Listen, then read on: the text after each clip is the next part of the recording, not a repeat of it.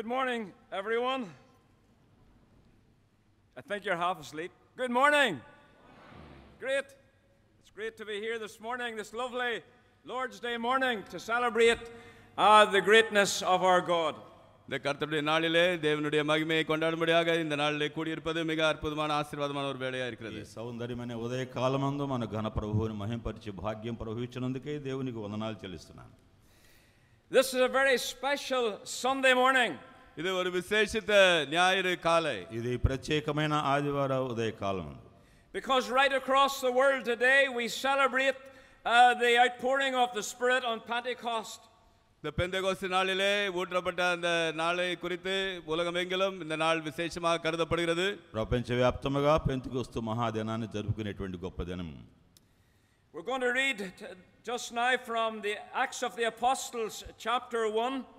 அப்போஸ்தலர் நடபடிகள் 1ஆம் அதிகாரத்திலிருந்து சில வசனங்களை வாசிக்க இருக்கிறோம். అపోస్తలుల కార్యముల గ్రంథము మొదటి అధ్యాయం మనం చదవబోతున్నాం. And the 4th verse. 4ஆம் வசனம். 4వ వచనము. And being assembled together with them, commanded them that they should not depart from Jerusalem, but wait for the promise of the Father, which saith he, ye have heard of me.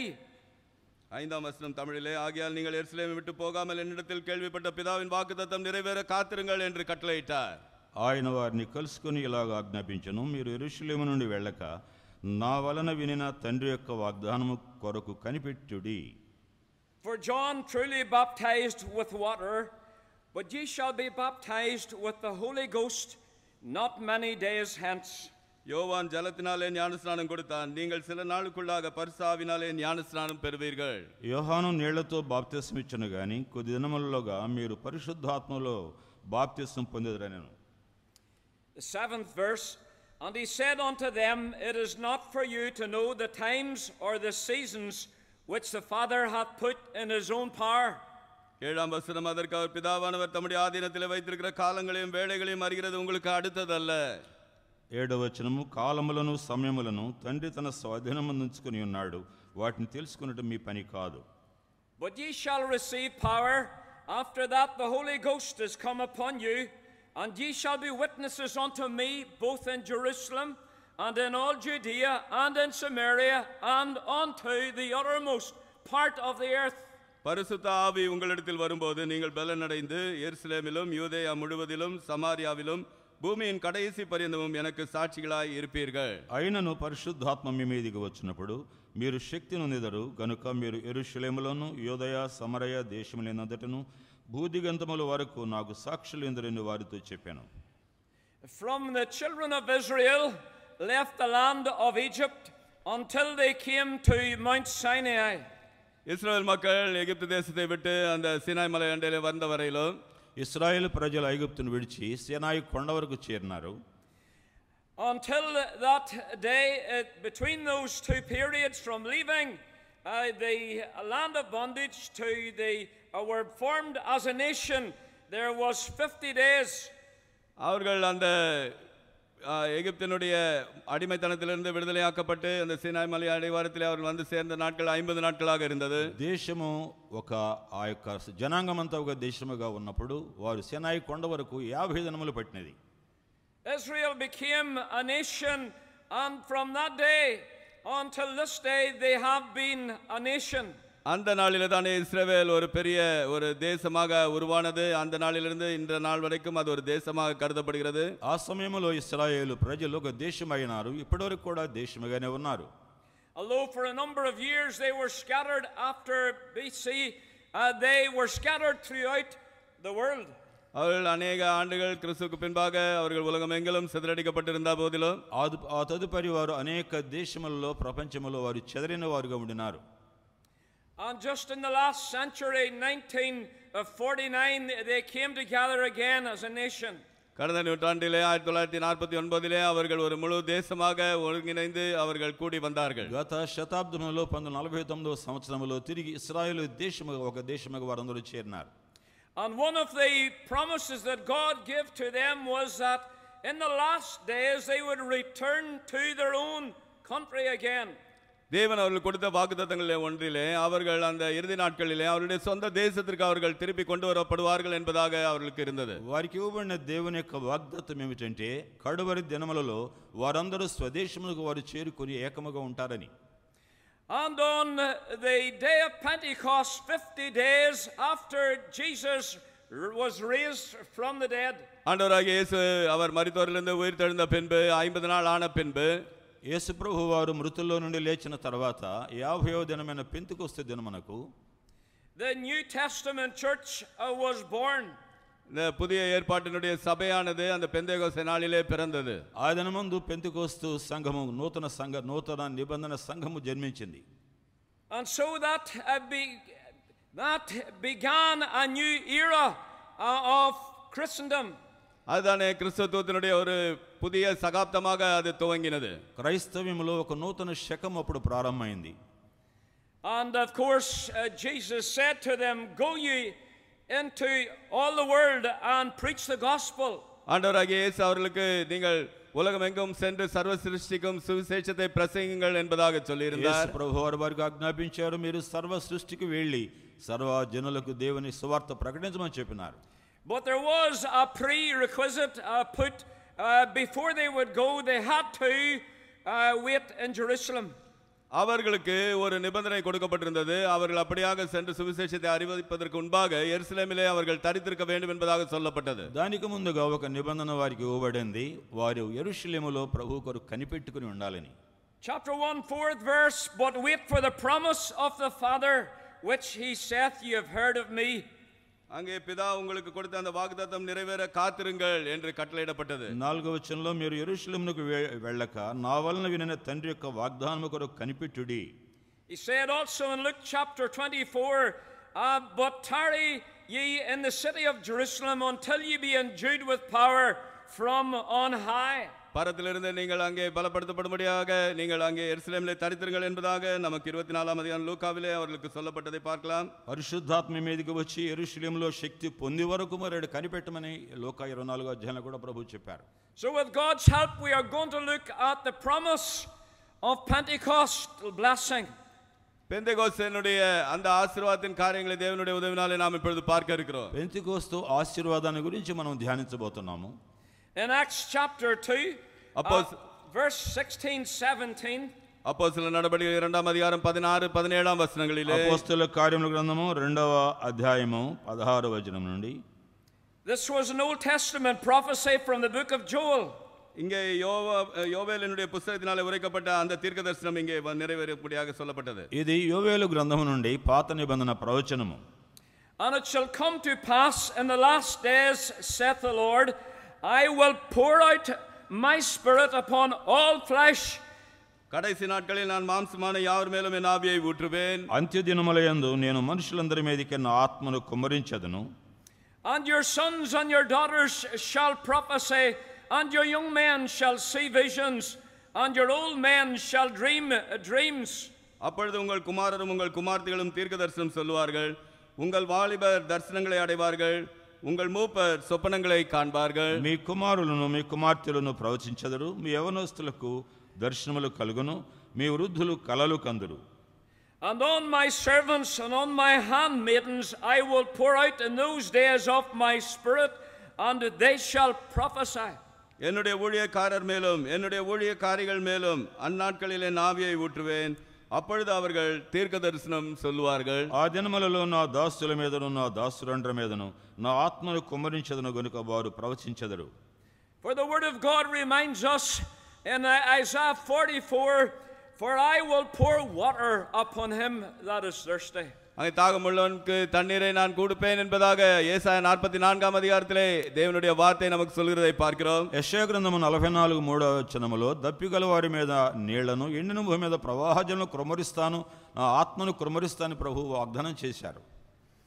In the Old Testament era dispensation, அந்த பழைய ஏற்பாட்டின் காலத்திலே పాత నిబంధన దినములలో ఇది ఉదాహరించబడింది. the Spirit of God came upon certain people for certain purpose. தேவனுடைய ஆவியானவர் குறிப்பிட்ட மக்கள் மீது குறிப்பிட்ட காரியத்திற்காக அவர் வந்து இறங்கினார். ఆ దినముల్లో కొంతమంది మీదకి కొన్ని సందర్భాల్లో ప్రత్యేకమైన అవసరతల నిమిత్తము పరిశుద్ధాత్మ వారి మీదకి వచ్చి ఉండనిది.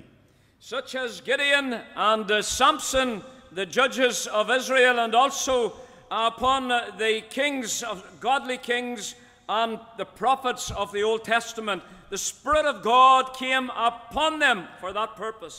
கிதியோன் மீது, அங்கே சிம்சோன் மீது, நியாயாதிபதிகளாக இருந்தவர்களுக்கு மீது, அதே போல ராஜாக்களின் மீது தேவனுடைய ஆவியானவர் அந்த காலகட்டத்திற்கு தேவைக்கேற்றபடி அவர்கள் மீது பலமாக ஆவியாக வந்து இறங்கினார். న్యాయాధిపతుల్లో ఆ గిద్యోను మీద, సంసోను మీద, కొంతమంది రాజుల మీద, కొంతమంది ప్రవక్తల మీద దేవుని కార్యములు నెరవేర్చుటకు దేవుని యొక్క ఆత్మ వారి మీదకు పంపబడింది.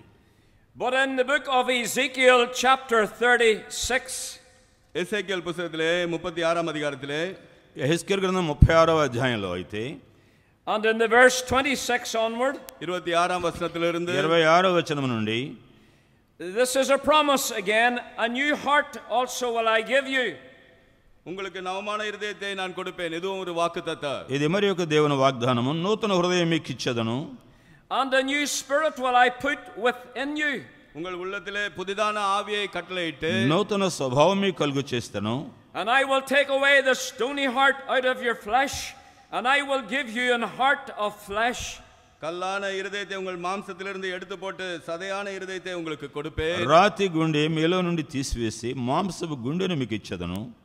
And I will put my spirit within you and cause you to walk in my statutes, and ye shall keep my judgments and do them.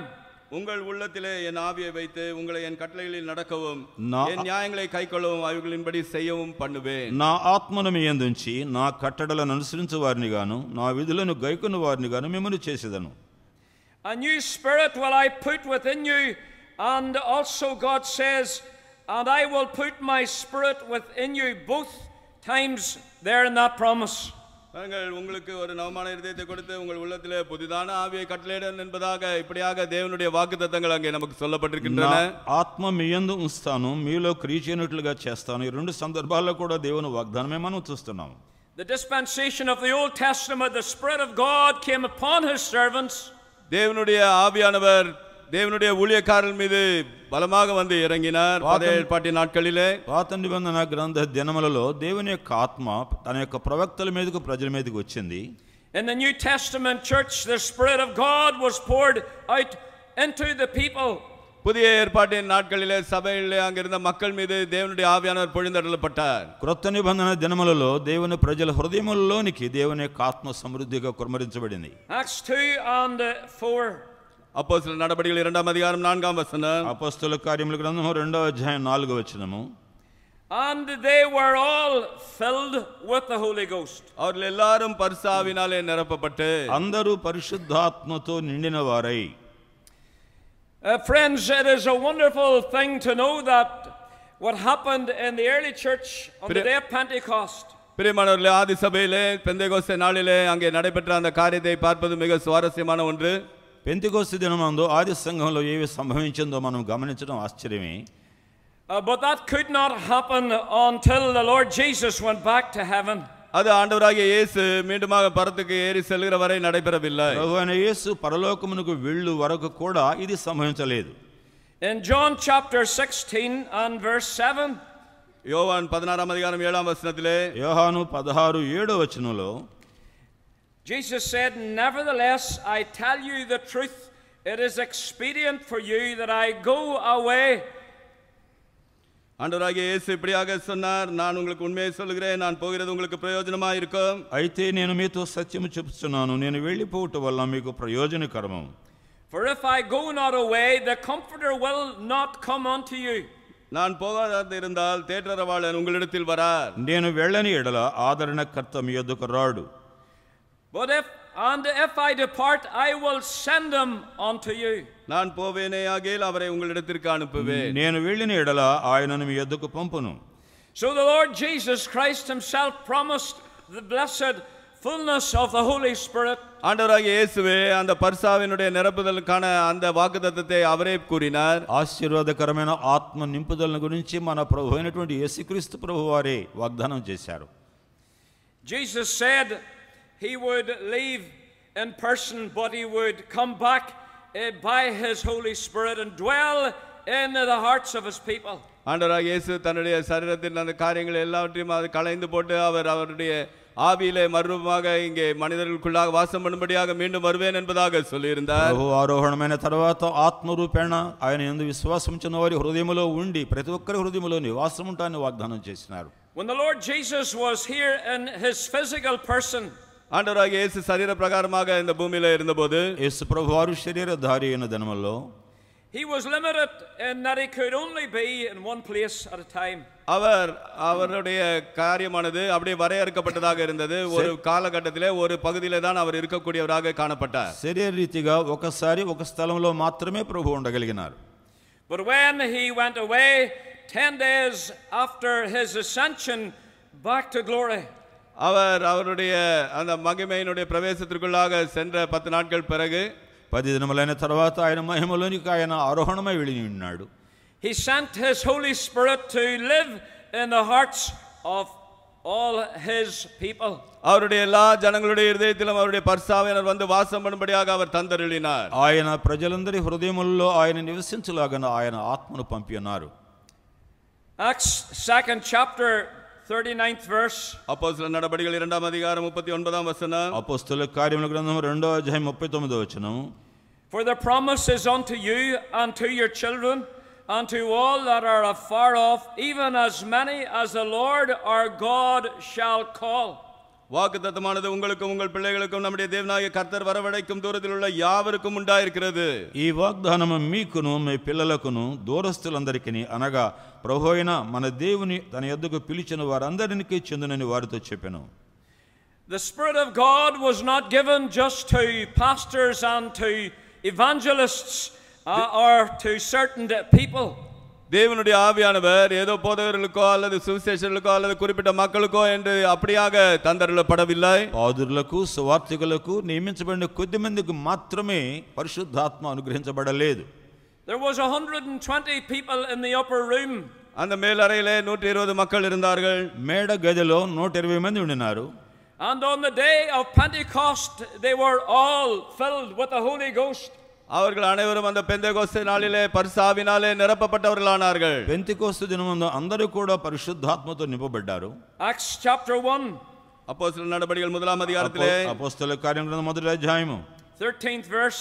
13ஆம் வசனம். 13వ వచనంలో And when they were come in, they went up into an upper room where abode both Peter and James and John and Andrew and Philip, Thomas, Bartholomew, Matthew, James the son of Alphaeus, Simon Zelotes, and Judas the brother of James.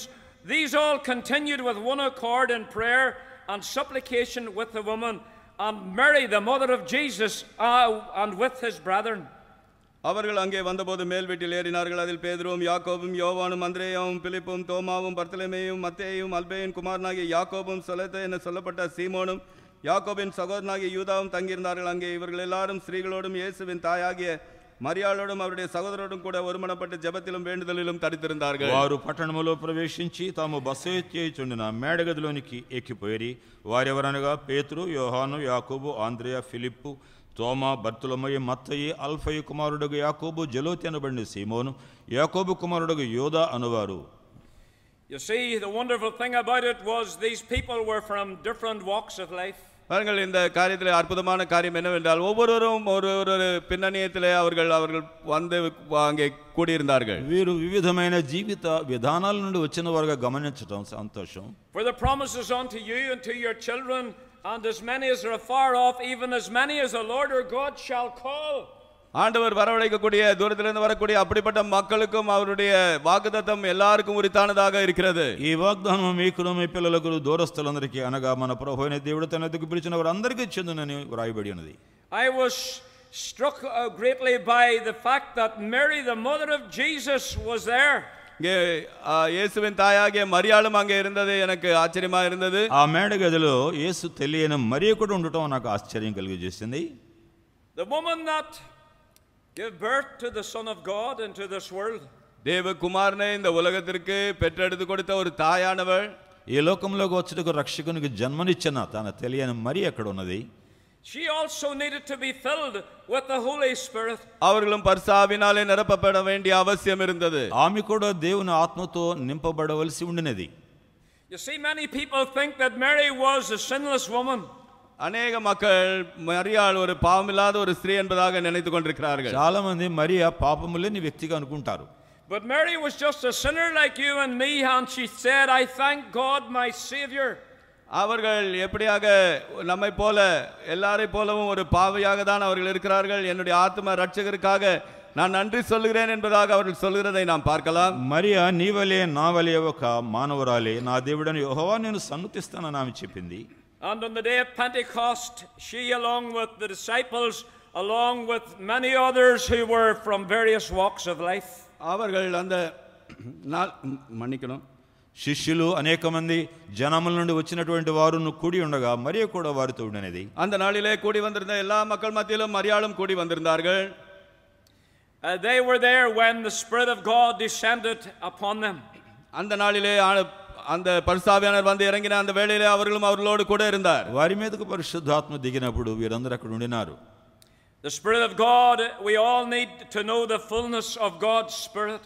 தேவ ஆவியானவருடைய அந்த நிரப்புதல் நாம் ஒவ்வொருவரும் அங்கே உணர்ந்து அறிந்தவர்களாக இருக்க வேண்டும். దేవుని యొక్క ఆత్మ నింపుదల గురించి మనమందరం కూడా ఎరుగవలసిన వారమై ఉన్నాము. Whether it be mothers in their home or fathers out in the workplace or whatever. வீடுகளிலே அங்கே தாய்மார்கள் இருக்கிற அந்த வேளையிலோ அல்லது தகப்பன்மார்கள் அவர்கள் வேலைகளிலே அலுவல்களிலே இருக்கிற அந்த நேரங்களிலோ, గృహములో ఉన్న తల్లులైనా సరే పని స్థలంలో ఉన్నటువంటి తండ్రులైనా సరే, we live in very challenging days. நாம் மிக சவால் அளிக்கக்கூடிய அப்படிப்பட்ட நாட்களிலே ஜீவித்துக் கொண்டிருக்கிறோம். ఇవి చాలా సవాలుకరమైన దినములు. The church is faced with many challenges. இன்றைக்கு சபையானது அநேக சவால்களை சந்திக்க வேண்டியதாக இருக்கிறது. సంఘము అనేక సవాళ్లను ఎదుర్కొంటూ ఉన్నది. And so therefore we need to be equipped to live for God wherever he has put us. தேவன் நம்மை எங்கெல்லாம் வைத்திருக்கிறாரோ அங்கெல்லாம் தேவனுக்கென்று நாம் ஜீவிக்கும்படியாக நாம் பார்த்துக் கொள்ள வேண்டும். దేవుడు మనల్ని ఎక్కడ పెట్టినా అక్కడ క్రియ చేయుటకు మనము సిద్ధపరిచి సామర్థ్యం కలిగిన వారమై ఉండాలి. Thank God for the promised Holy Spirit. பரிசுத்த ஆவியானவரை நமக்கு வாக்குத்தத்தம் பண்ணப்பட்டதற்காக நாம் தேவனை துதிப்போம். వాగ్దానం చేయబడిన పరిశుద్ధాత్మ కొరకై వందనములు. On the day of Pentecost, இந்த பெந்தேகோஸ்தே நாளிலே పెంతెకొస్తు దినమందు the Spirit of God was given தேவனுடைய ஆவியானவர் தந்தருளப்பட்டார். పరిశుద్ధాత్మ ఇవ్వబడింది. and poured out upon all flesh. எல்லா மாம்சமான யாவர் பேரிலும் ஊற்றப்பட்டார். సమస్త శరీరాల మీద క్రమబడించబడింది. And friends, of course that was only those who truly were in the place. எங்கள் பிரியமானவர்களே, அந்த இடத்திலே கூடியிருந்த அந்த மக்களுக்கு மாத்திரமா அல்ல, అక్కడ ఉన్నటువంటి నిజముగా ఉన్న వారి మీద మాత్రమే ఈ క్రియ జరిగింది. The upper room, அந்த மேலறையிலே. And the place of Pentecost is something we want to look at as well. நாம் அந்த பெந்தேகோஸ்தின் காரியத்தை நாம் இன்னும் பார்க்க வேண்டியிருக்கிறது. పెంతెకొస్తు సంభవించిన స్థలాన్ని గురించి కూడా మనం చూడాలి. In Acts 2 and verse 1 it tells us there, and they were all with one accord in one place. அந்த இரண்டாம் அதிகாரம் முதலாம் வசனத்திலே அவர்கள் ஒருமனப்பட்டு ஒரு இடத்திலே கூடியிருந்தார்கள் என்பதாக நமக்கு சொல்லப்பட்டிருக்கிறது. రెండో అధ్యాయం మొదటి వచనంలో వారందరూ కూడా ఒకే స్థలములో ఏక మనసుతో హృదయంతో కూడి ఉన్నారన్నది. Yes, when the day of Pentecost was fully come.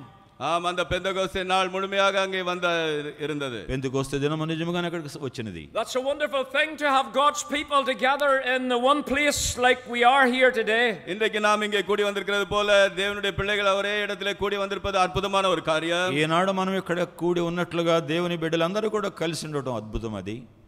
And friends, it's a wonderful thing to have people of one accord. மக்கள் ஒருமனப்பட்டு இருப்பது ஒரு அற்புதமான காரியம் பிரியமானவர்களே. ఏక మనస్సు కలిగిన వారు కూడి ఉండటం కూడా అది అద్భుతమే. And this is the place where the early church was when the Spirit of God was poured out upon them. அந்த ஆதி சபையின் மக்கள் கூடி வந்தபோது அந்த பரிசுத்த ஆவியானவர் மீது பொழிந்தருளப்பட்டார் என்பதாக சொல்லப்பட்டிருக்கிறது. ఆది సంఘం మీద మొదటిసారిగా పరిశుద్ధాత్మ కుమ్మరించబడిన స్థలం అది. And it said in chapter 2 verse 44, and they had all things common. அவர்கள் எல்லாரும் அவர்களுக்கு பொதுவாக அதை வைத்து அனுபவித்தார்கள் என்பதாக 44ஆம் வசனம் நமக்கு சொல்கிறது. 44వ వచనంలో విశ్వసించిన వారందరూ ఏకముగా కూడి కలిగినదంతా సమిష్టిగా ఉంచుకొనిరి.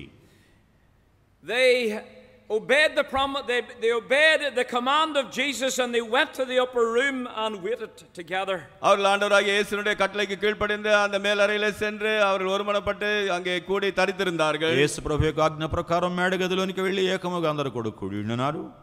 They got into a right place with God. They got into a place where there was unity amongst them. அவர்கள் தேவன் குறிப்பிட்ட அந்த சரியான இடத்திலே அவர்கள் தங்களை வைத்திருந்தார்கள். அதே போல அவர்கள் ஒருமனப்பட்டு தேவன் காத்திருக்கும்படியாக சொன்னபடி காத்திருந்தார்கள். దేవుడు నియమించిన స్థలాన్ని ఏకత్వము కలిగి ఉండగలిగినటువంటి స్థలాల్లో వాళ్ళు ఉండినారు. Psalm 133 reminds us where the brethren dwell together in unity, there the Lord commands the blessing. எங்கே சகோதரர் ஒருமித்து வாசம் பண்ணுகிற ஸ்தலத்திலே தானே தேவன் அந்த ஆசீர்வாதத்தை கட்டளையிடுகிறார் என்பதாக 133ஆம் சங்கீதத்திலே நாம் பார்க்கிறோம். 133వ కీర్తనలో సహోదరుల ఐక్యత కలిగిన స్థలములో ఆశీర్వాదము శాశ్వత జీవముండునని వ్రాయబడినది. The devil wants to separate his people. பிசாசானவன் அவருடைய ஜனங்களை அப்படியே பிரித்து போடும்படியாக பார்க்கிறான். అపవాది దేవుని ప్రజలను విభాగించాలని చూస్తూ ఉంటాడు. Separate God's people. தேவனுடைய பிள்ளைகளை பிரித்து போடும்படியாக அவன் பார்க்கிறான். దేవుని ప్రజలను వేరు చేయాలని చూస్తూ ఉంటాడు. He wants to cause disunity and disharmony and discord. அவன் எல்லா விதமான அந்த ஒருமனப்பாட்டையும் அவன் கலைத்து எல்லா விதமான அந்த மக்கள் மத்தியிலே பிரிவினை உண்டாக்கும்படியாக பார்க்கிறான். అనఖ్యత అభిప్రాయ భేదములు వారిలో పడసూపునట్లుగా అపవాది ప్రేరేపిస్తాడు. Because he knows the secret of true blessing is the unity of the Spirit. அங்கே தேவனுடைய ஆவியிலே ஒருமனப்பட்டு இருப்பது அது உண்மையான ஆசீர்வாதத்திற்கு காரியமாக இருக்கும் என்பதை அவன் அறிந்திருக்கிறான். నిజమైన ఆశీర్వాదము ఆత్మ ఐక్యతలో ఉన్నదని అపవాదికి తెలుసు. The church is under siege from hell these days. இந்த நாட்களிலே அந்த நரகத்தின் பிடியிலே சபைகள் அப்படியே கட்டப்பட்டிருக்கிறதை நாம் பார்க்கிறோம். సంఘములో ఈనాడు నరకం నుండి కొన్ని విత్తనాలు చల్లబడుతున్నాయి. There are many internal conflicts and wars raging amongst God's people. தேவனுடைய மக்கள் மத்தியிலே अनेक விதமான அந்த கலவரங்களும் மற்ற அவர்களுக்கு விரோதமான பிரிவினைகளும் अनेकம் காணப்படுகின்றது. సంఘముల మధ్య కలహాలు విభేదాలు అనేకమై ఉండటం మనం చూస్తున్నాము. And the old devil knows that will hinder the blessing of God. இந்த பழைய சாத்தானானவன் இந்த காரியங்கள் அந்த தேவனுடைய ஆசீர்வாதத்தை தடை செய்து போடும் என்பதை அறிந்தவனாக இருக்கிறார். ఆది సర్పమైనటువంటి సాతానుడికి ఆశీర్వాదం ఎలాగ ఆపాలో తెలుసు. And it tells us that in the first chapter 14th verse, మొదటి అధ్యాయం 14వ వచనంలో முதலாம் அதிகாரம் 14ஆம் வசனத்திலே அது சொல்கிறது, these all continued with one accord in prayer. They were in the place of prayer.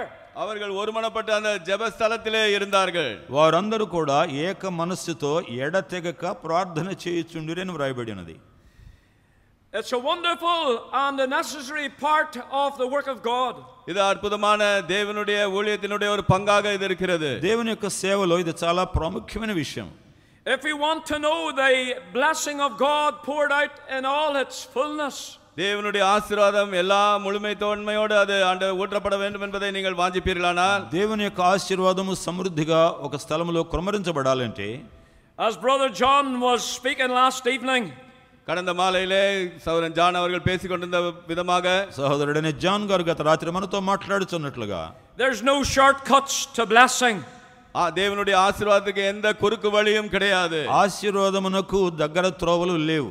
There's no back doors into what God has for his people. தேவன் தம்முடைய ஜனங்களுக்கு என்று கொண்டிருக்கக்கூடிய காரியங்களுக்கு எந்த பின் வாசல் என்று ஒன்று கிடையாது. దేవుని ప్రజల యొక్క ఆశీర్వాదమునకు వెనక ద్వారములంటూ లేవు. We have got to know what it is to pray.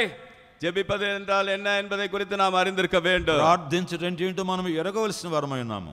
Pray in the unity of the body of Christ. கிறிஸ்துவனுடைய அந்த சரீரத்திலே அங்கே ஒருமனப்பட்டு ஜெபிப்பது. క్రీస్తు శరీరము ఐక్యమై ప్రార్థన చేయవలసి ఉన్నది.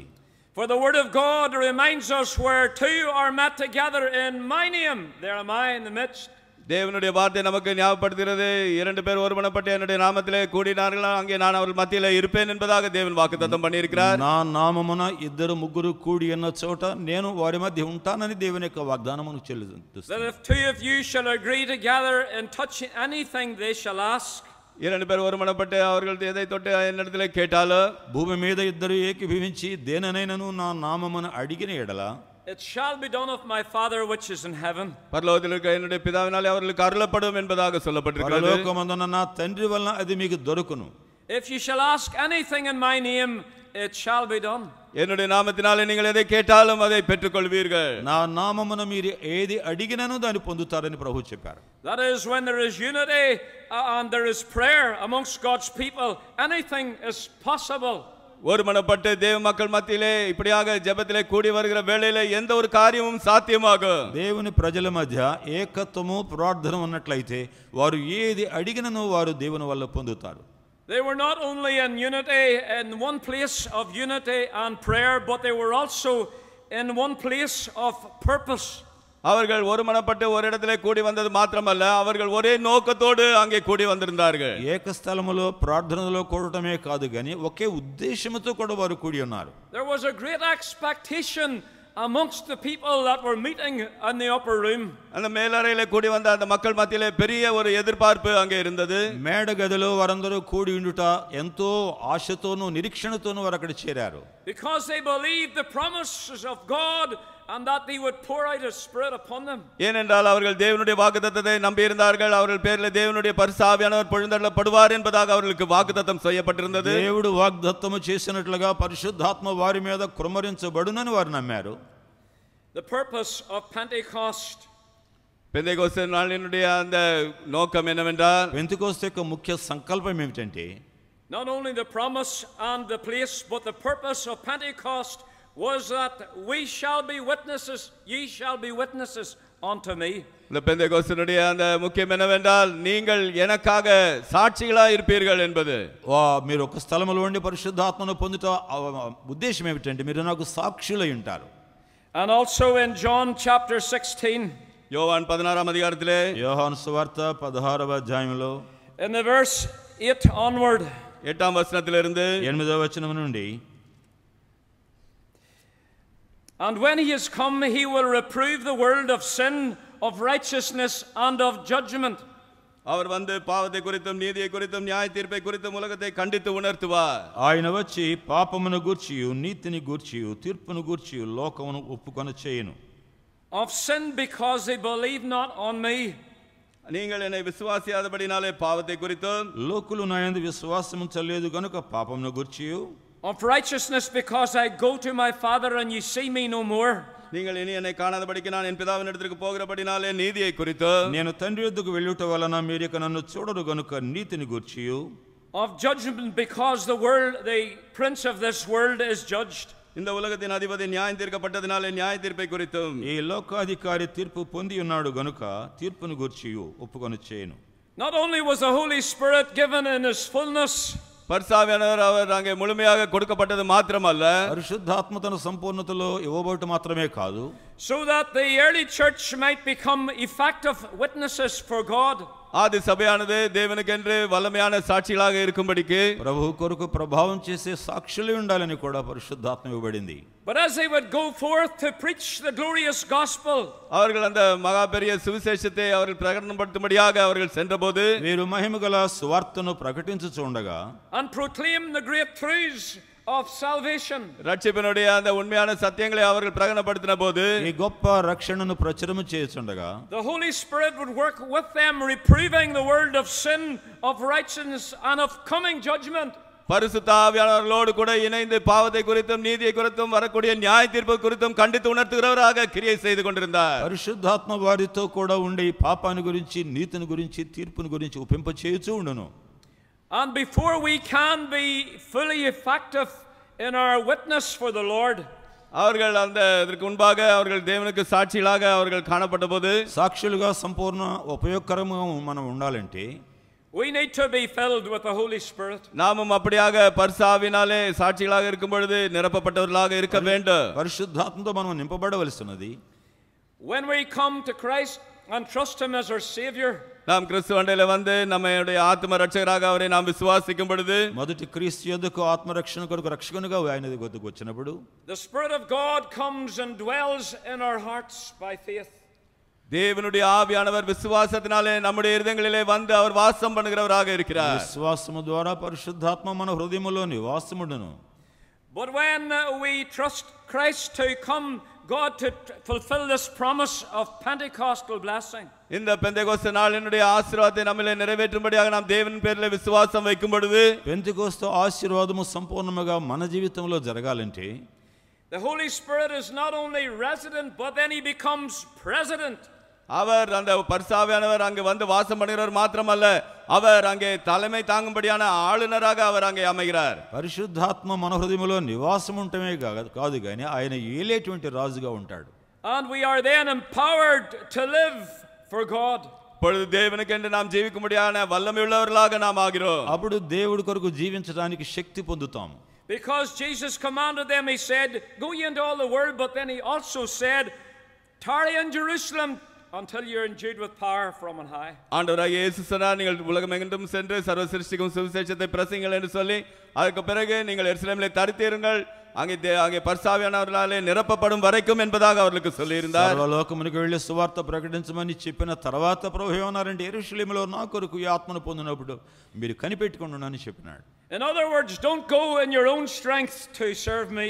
இன்னொரு விதத்திலே சொல்லப்போனால், உங்களுடைய சொந்த பலத்திலே நீங்கள் உங்களுடைய ஊழியத்தை செய்யும்படியாக நீங்கள் செல்லாதீர்கள் என்பதாக சொல்லப்பட்டது போல మరి ఒక విధంగా చెప్పాలంటే మీ సొంత బలముతోనే మీరు వెళ్ళలేరు, వెళ్ళకూడదు అన్నాడు ఆయన. Tarry in Jerusalem, wait on God until you are endued with power from on high. எருசலேமிலே தரித்திருங்கள், அங்கே பரத்திலிருந்து நீங்கள் அங்கே தேவனுடைய ஆவினாலே புது பலத்தை நீங்கள் பெற்றுக்கொள்ளும் வரைக்கும் పైనుండి నా శక్తి పొందు వరకు కూడా యెరూషలేములో నా కొరకు కనిపెట్టుకోండి అని చెప్పినారు.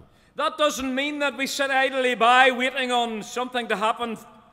ஏதோ நாம் அங்கே ஏதோ நடக்கும் என்பதாக அவர்கள் காத்திருக்க வேண்டும் என்பதாக சொல்லப்படவில்லை. ఏదో మనలో జరుగుతుందని నిశ్చేష్టలమే ఏమీ చేయకుండా ఉండాలని కాదు. The early church were in the place of unity and of prayer and of purpose. அந்த இடத்திலே தானே அந்த சபையானது அவர்கள் ஒருமனப்பட்டு கூடி ஜெபத்தோடு அவர்கள் ஒரு நோக்கத்தோடு அங்கே கூடியிருந்தார்கள். ఎక్కడ సంఘం అయితే ఏక హృదయముతో ప్రార్థనతో ఒకే ఉద్దేశముతో చేరియుండునో, they were not waiting in idleness, they were waiting in expectation. அவர்கள் ஏதோ அங்கே சும்மா இருக்கவில்லை, அவர்கள் ஒரு எதிர்பார்ப்புதலோடு காத்து கொண்டிருந்தார்கள். వారు సోమరులుగా ఉండరు గాని కార్య నిర్వాహకులుగా ఉంటారు. So please don't use this command of Jesus as an excuse for idleness.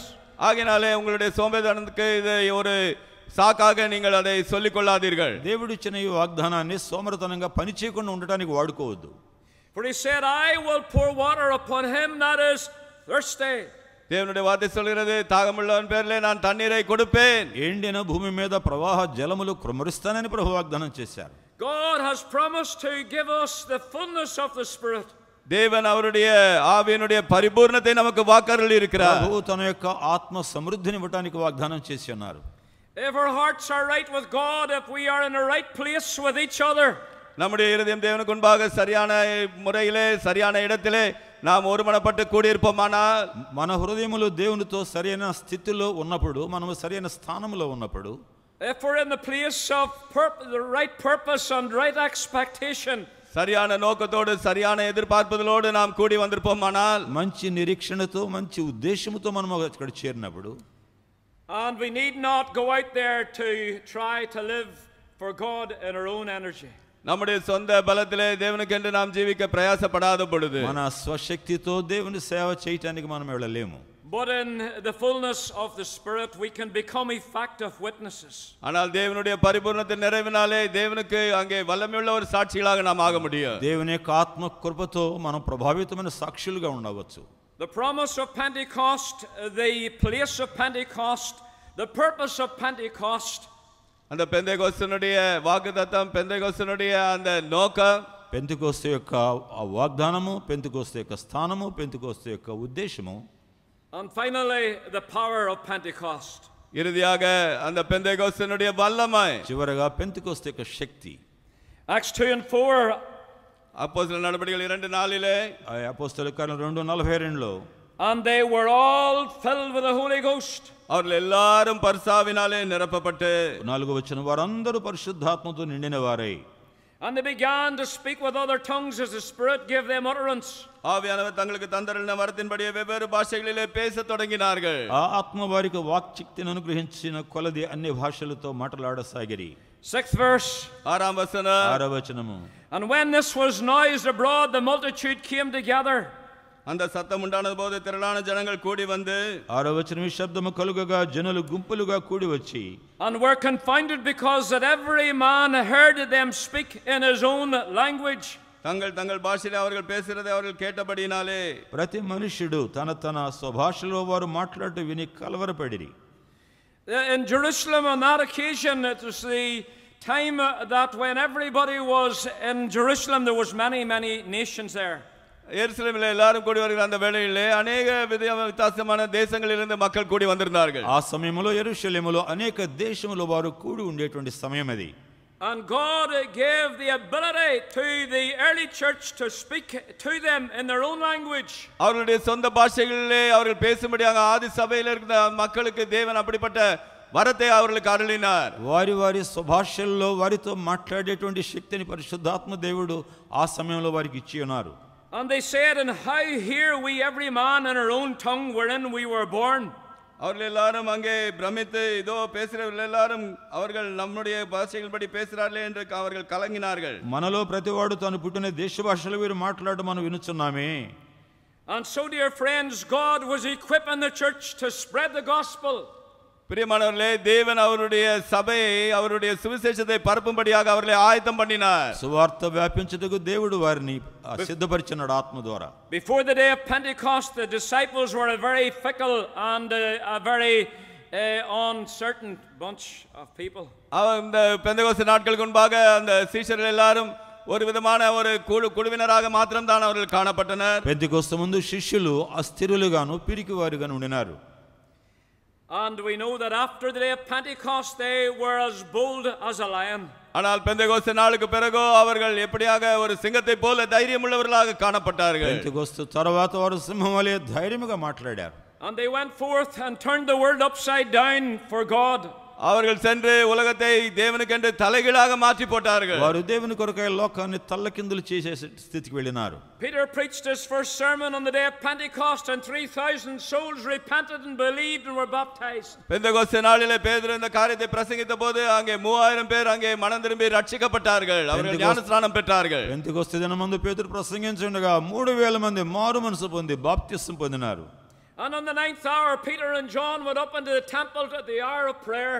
9ஆம் மணி நேரத்திலே அங்கே பேதுரு யோவானும் அங்கே தேவனுடைய ஆலயத்துக்குள்ளாக சென்றபோது ஜெபத்திற்கு 3 గంటల సమయంలో పేతురు యోహానులు ప్రార్థన చేయుటకు దేవాలయం ఎక్కిపోవచ్చుండినారు. And there was a man sitting there who was begging alms. He was not able to walk. அங்கே தானே ஒரு பிச்சை எடுத்துக்கொண்ட மனிதன் அவனை எழும்பி நடக்க முடியாத ஒரு நிலைமையில இருந்தவன். కుంటివాడైన భిక్షకుడు అక్కడ కూర్చుని అతడు భిక్షమడుకుంటూ ఉండినాడు. And he reached out his hand for something to be given to him. அவனுக்கு ஏதாயிலும் கொடுக்கப்பட வேண்டும் என்பதாக அவன் அவனுடைய கரத்தை நீட்டிக் கொண்டிருந்தான். అతడు భిక్షాటన కొరకై చేయి చాచినాడు పేతురు వైపునకు. Peter said, "Silver and gold have I none, but in the name of Jesus Christ rise up and walk." ஆனால் பேதுரு அவனை நோக்கி வெள்ளியும் பொன்னும் என்னிடத்தில் இல்லை, என்னிடத்தில் உள்ள உனக்கு தருகிறேன் நசரேயனாகிய இயேசு கிறிஸ்துவின் நாமத்தினாலே நீ எழுந்து நட என்று அவனுக்கு சொன்னார். పేతురు వెండి బంగారములు నా యొద్ద లేవు గాని నాకు కలిగినది నీకు ఇచ్చుచున్నాను, నజరేయుడైన యేసు క్రీస్తు నామమున నడుమని చెప్పాను. And he rose up and he leaped and he walked. அவன் குதித்து எழுந்து நின்று நடந்து குதித்து தேவனை துதித்தார். వాడు దిగ్గున లేచి నిలిచి నడిచెను. And it also tells us that the disciples went into the place of prayer and the place was shaken where they were assembled together. அவர்கள் கூடி இருந்த அந்த ஸ்தலம் அப்படியே அசைந்தது என்பதாகவும் அங்கே தேவனுடைய வார்த்தை நமக்கு சொல்லுகிறது. వేలాది మంది శిష్య సమూహము ప్రార్థించుచుండగా వారు ప్రార్థించుతున్న స్థలము వణికి కదిలినది, భూకంపం వచ్చినది. And the church grew amid great persecution under the power of Pentecostal fullness. இந்த பெந்தெகோஸ்துனுடைய அந்த பரிபூர்ணத்தினாலே अनेक உபத்திரவத்தின் மத்தியிலும் சபையானது மிகவும் விருத்தி அடைந்தது. ఈ పెంతెకోస్తు శక్తి యొక్క ప్రభావం వల్ల సంఘం ఎదుర్కొన్నటువంటి అనేక శ్రమలను వారు ఓర్చుకొని తట్టుకోగలిగారు. Friends, this promise is unto you and to your children and to as many as are far off, even as many as the Lord our God shall call. நாம் தேவன் அழைக்கக்கூடிய பிரியமானவர்களே, அது உங்களுக்கும் உங்களுடைய பிள்ளைகளுக்கும் அப்படியாக கொடுக்கப்பட்டிருக்கக்கூடிய வாக்குத்தத்தங்கள். ప్రియులారా, ఈ వాగ్దానం మీకును మీ పిల్లలకును దూరస్తులకును అనగా ప్రభువైన మన దేవుని తన యొద్దకు పిలిచిన వారందరికీ చెందును. Let us pray. நாம் ஜெபிப்போம். ప్రార్థన చేసుకుందాం. Thank you, Lord, for the wonderful promise of the fullness of the spirit-filled life. ஆண்டவரே பரிபூர்ண ஆண்டவரே ஆவினாலே நிரப்பப்பட்ட ஒரு ஜீவியத்திற்காக நாங்கள் உம்மை நன்றியோடு கூட స్తోత్రిக்கிறோம். పరిశుద్ధాత్మతో నింపబడిన పరిపూర్ణ జీవిత వాగ్దానము కొరకు నీకు వందనములు ప్రభువా. Pray for this dear people gathered here today. இங்கே கூடி வந்திருக்கக்கூடிய மக்களுக்காக ஜெபிக்கிறோம். ఈనాడు ఇక్కడ చేరిన ప్రజల కొరకు ప్రార్థించున్నాము. That each one that know you as their Lord and Savior, ஒவ்வொருவரும் ஆண்டவராகவும் அவருடைய ரட்சகராகவும் அவர்கள் அறிந்து கொள்ளட்டும். ఇక్కడున్న ప్రతివారు కూడా రక్షకునిగా ప్రభువుగా నిన్ను కలిగినట్లు చేయము. that they will know thee in the power and in the energy of the Spirit-filled life. ஆண்டவரே தேவனுடைய ஆவினாலே நிரப்பப்பட்டிருக்கக்கூடிய அந்த வல்லமையும் அதிலே இருக்கக்கூடிய அந்த சக்தியையும் அவர்கள் ஆண்டவரே விளங்கிக் கொள்ளட்டும். ఆత్మశక్తితో కలిగేటువంటి ప్రభావాన్ని వారి జీవితాల్లో గ్రహించేటట్లు చేయండి. They will tarry in their Jerusalem until they are endued with power from on high. ஆண்டவரே பரத்திலிருந்து அவர்களுக்கு ஆண்டவரே பலன் தரிப்பிக்கப்படும் வரைக்கும் எருசலேமிலே அவர்கள் தரித்திருக்கட்டும். ఆయన నుండి శక్తి పొందు వరకు కూడా యెరూషలేములో కనిపెట్టుకుండాలని వారికి చెప్పబడినది. And that they will go forth to turn today's world upside down for God. அவர்கள் அப்படியாக கடந்து சென்று ஆண்டவரே இன்றைக்கு இருக்கக்கூடிய உலகத்தை தேவனுக்கு என்று தலைகீழாக அவர்கள் மாற்றக்கூடியவர்களாக ஆகட்டும். ఆనాటి లోకమును తలకిందులు దేవుని కొరకు చేయడానికి వారు సామర్థ్యం పొందినారు. And that Jesus himself will be magnified and glorified. இயேசுதாமே அங்கே எல்லா துதி கனத்திற்கும் மகிமைக்கும் அவர் பாத்திரராகட்டும். యేసునే మహిమపరిచి బహుగా ఘనపరిచినారు. For it's in Jesus' name we pray.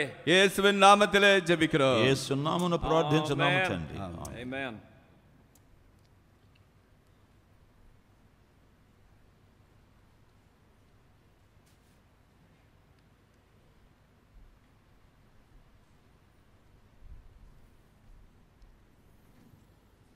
Matthew chapter 20. மத்தேயு 20ஆம் அதிகாரம். மத்தேயு சுவார்த்தை 20ஆம் அத்தியாயம். Here Jesus was speaking about service. இங்கே ஊழியம் செய்வதை குறித்து ஆண்டவர் இயேசு பேசுகிறார். ఇక్కడ పరిచర్య గురించి యేసు ప్రభు మాట్లాడుతా ఉన్నారు. Matthew chapter 20. மத்தேயு 20ஆம் அதிகாரம். మత్తయి సువార్త 20వ అధ్యాయము verse 20. 20ஆம் வசனம். 20వ వచనం. Then came to him the mother of Zebedee's children with her sons, worshiping him and desiring a certain thing. அப்பொழுது செபதேவின் குமாரனுடைய தாய் தன் குமாரரோடு கூட அவரிடத்தில் வந்து அவரை பணிந்து கொண்டு உம்மிடத்தில் ஒரு விண்ணப்பம் பண்ண வேண்டும் என்றார். అప్పుడు జెబెదయి కుమారుల తల్లి తన కుమారులతో ఆయన యొద్దకు వచ్చి నమస్కారం చేసి ఒక మనవి చేయబోగా. And he said unto her, What wilt thou? அவர் அவளை நோக்கி உனக்கு என்ன வேண்டும் என்று கேட்டார். నీవేమి కోరుచున్నావని ఆయన అడిగాను. She said unto him, Grant that these two my sons may sit, the one on the right hand and the other on the left in thy kingdom. அதற்கு அவள் உம்முடைய ராஜ்யத்திலே என் குமாரராகிய இரண்டு பேரில் ஒருவன் உமது வலது பாரசத்திலும் ஒருவன் உமது இடது பாரசத்தில் உட்கார்ந்து இருக்கும்படி அருள் செய்ய வேண்டும் என்றார். అందుకు ఆమె నీ రాజ్యమందు నాకు ఇద్దరు కుమారుల్లో ఒకడు నీ కుడి వైపునను ఒకడు నీ ఎడమ వైపునను కూర్చుండ సెలవిమ్మని ఆయనతో అనెను. Jesus answered and said, Ye know not what ye ask. Are ye able to drink of the cup that I shall drink of, and to be baptized with the baptism that I am baptized with? They say unto him, We are able. இயேசு பிரதியுத்தரமாக நீங்கள் கேட்டுக்கொள்கிறது என்னது என்று உங்களுக்கு தெரியவில்லை. நான் குடிக்க பாத்திரத்தில் நீங்கள் குடிக்கவும் நான் பெறும் ஸ்நானத்தை நீங்கள் பெற உங்களால் கூடுமா என்றார். அதற்கு அவர்கள் கூடும் என்றார்கள். అందుకు యేసు మీరు ఏం అడుగుచున్నారో అది మీకు తెలియదు. నేను త్రాగబో గిన్నెలు మీరు త్రాగగలరా అని అడుగుగా వారు త్రాగగలమనిరి. And he said unto them, Ye shall drink indeed of my cup and be baptized with baptism that I am baptized with, but to sit on my right hand and my left is not mine to give, but it shall be given to them for whom it is prepared of my Father. என் பாத்திரத்தில் நீங்கள் குடிப்பீர்கள், நான் பெறும் ஞானஸ்தானத்தையும் ஸ்நானத்தையும் நீங்கள் பெறுவீர்கள். ஆனாலும் என் வலது பாரசத்திலும் என் இடது பாரசத்திலும் உட்கார்ந்து இருக்கும்படி என் பிதாவினால் எவர்களுக்கு ஆயுதம் பண்ணப்பட்டிருக்கிறதோ அவர்களுக்கே அல்லாமல் மற்றொருவருக்கும் அது அருளுவது என் காரியம் அல்ல என்றார். మీరు నా గిన్నెలో త్రాగుదురు, నేను పొందబో ద్రాక్ష బాప్తిసం పొందుదురు గాని నా కుడి వైపున నా ఎడమ వైపున కూర్చునిచ్చుట నా అవసరం లేదు. నా తండ్రి చేత ఎవరికి సిద్ధపరచబడినో వారికి అది దొరుకును. The 10 heard it and were moved with indignation against the two brethren. மற்ற 10 பேரும் அதை கேட்டு அந்த ரெண்டு சகோதரர் பேரில் எரிச்சலானார்கள். తక్కిన 10 మంది శిష్యులు ఈ మాట విని ఆ ఇద్దరు సహోదరుల మీద కోపపడిరి. Here we see a mother இங்கே ஒரு தாயை பார்க்கிறோம். ఇక్కడ ఒక తల్లిని చూస్తూ ఉన్నాము. with tremendous ambition for her sons. தன்னுடைய பிள்ளை மகன்களை குறித்த ஒரு மகா பெரிய லட்சியத்தை கொண்டவளாக తన బిడ్డల విషయమై అద్భుతమైనటువంటి ఆశలు ఆమెకు ఉన్నాయి. She had thought of a worldly kingdom, an earthly kingdom. பூமிக்கு அடுத்த உலக ராஜ்யத்தை குறித்து அவள் யோசிக்கவில்லை. లోక సంబంధమైన రాజ్యం గురించి ఆమె ఆలోచించడం లేదు. Jesus was living for an eternal kingdom. நித்திய ராஜ்யத்திற்காக இயேசு வாழ்ந்து கொண்டிருந்தார். యేసు ప్రభు నిత్య రాజ్యము కొరకు ఆయన ఉండినారు. You know, when we follow the Lord, our world changes. பாருங்கள், நாம் கர்த்தரை பின்பற்றும் பொழுது நம்முடைய உலகமே மாறிவிடுகிறது. మన ప్రభువును వెంబడించినప్పుడు మన లోకమే మారిపోతది. Why? ஏன்? ఎందుకు? We start living for eternity. நித்தியத்திற்காக நாம் வாழ ஆரம்பிப்பதனாலே, నిత్యత్వము కొరకు జీవించడం ఆరంభిస్తాం కాబట్టి. So our world is blown wide open. நம்முடைய உலகம் பெரிதாக ஆகிவிடுகிறது. మన యొక్క లోకము విశాలముగా తెరవబడినదిగా ఉంటది. Here Jesus was doing just that. எங்கே இயேசு அதை தான் செய்கிறார். ఇక్కడ యేసు ప్రభువారు అదే చేస్తా ఉండినారు. The mother's ambitions for the boys were so small in scope. எங்கே இந்த தாய் தன்னுடைய பிள்ளைகளை குறித்த லட்சியம் மிக சின்னதாக தான் விஸ்தாரத்தில் இருந்தது. తన బిడ్డల యొక్క విషయమై ఆమెకున్నటువంటి ఆ లక్ష్యము బహు చిన్నదిగా ఉన్నది.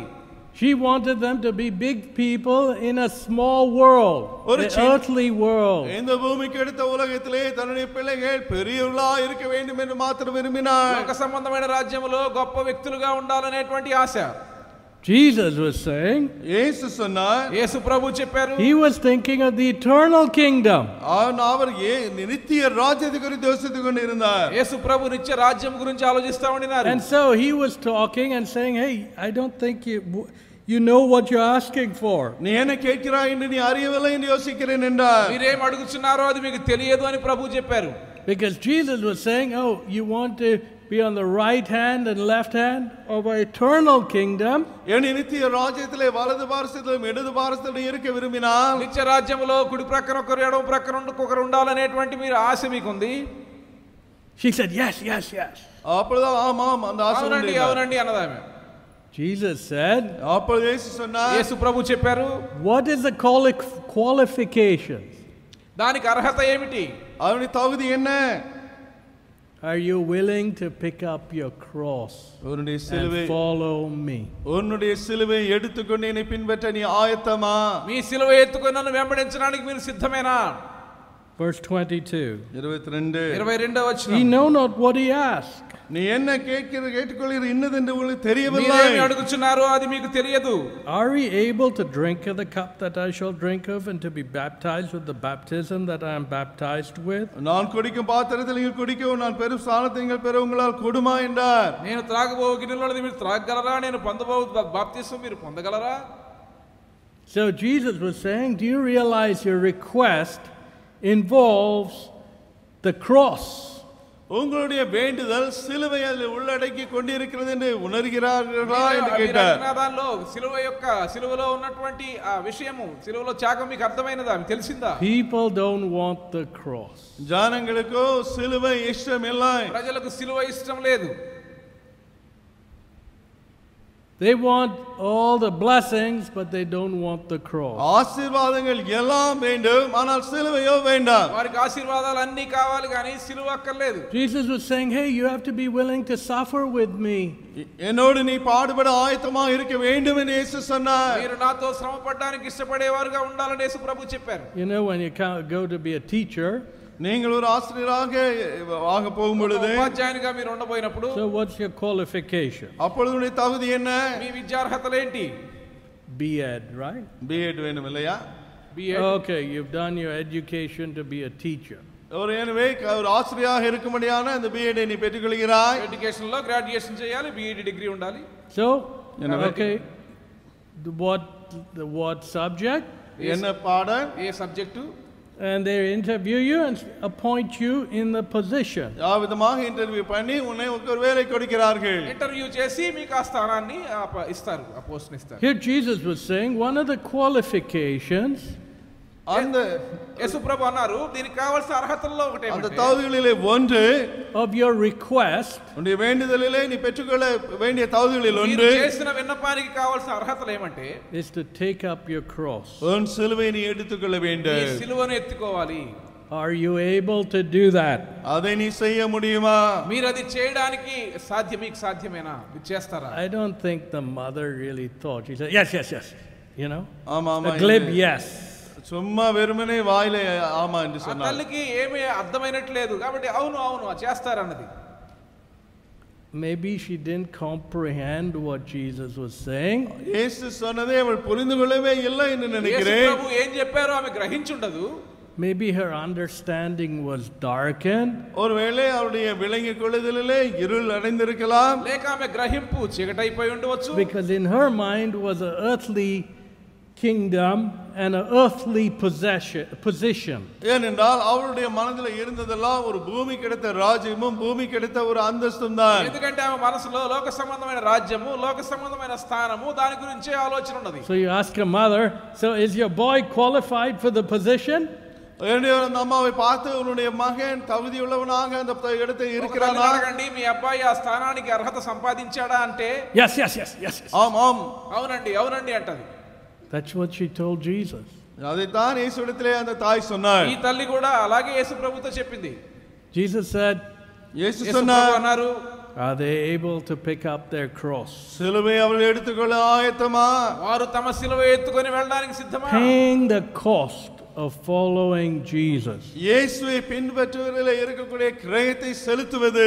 యేసును వెంబడించడానికి చెల్లించవలసిన వెల చెల్లించడం. I pray with 4 people before coming here. இங்கு வருவதற்கு முன்பாக 4 பேரோடு நான் ஜெபித்தேன். ఇక్కడ రావడానికి ముందు నలుగురితో కలిసి ప్రార్థన చేసినాను.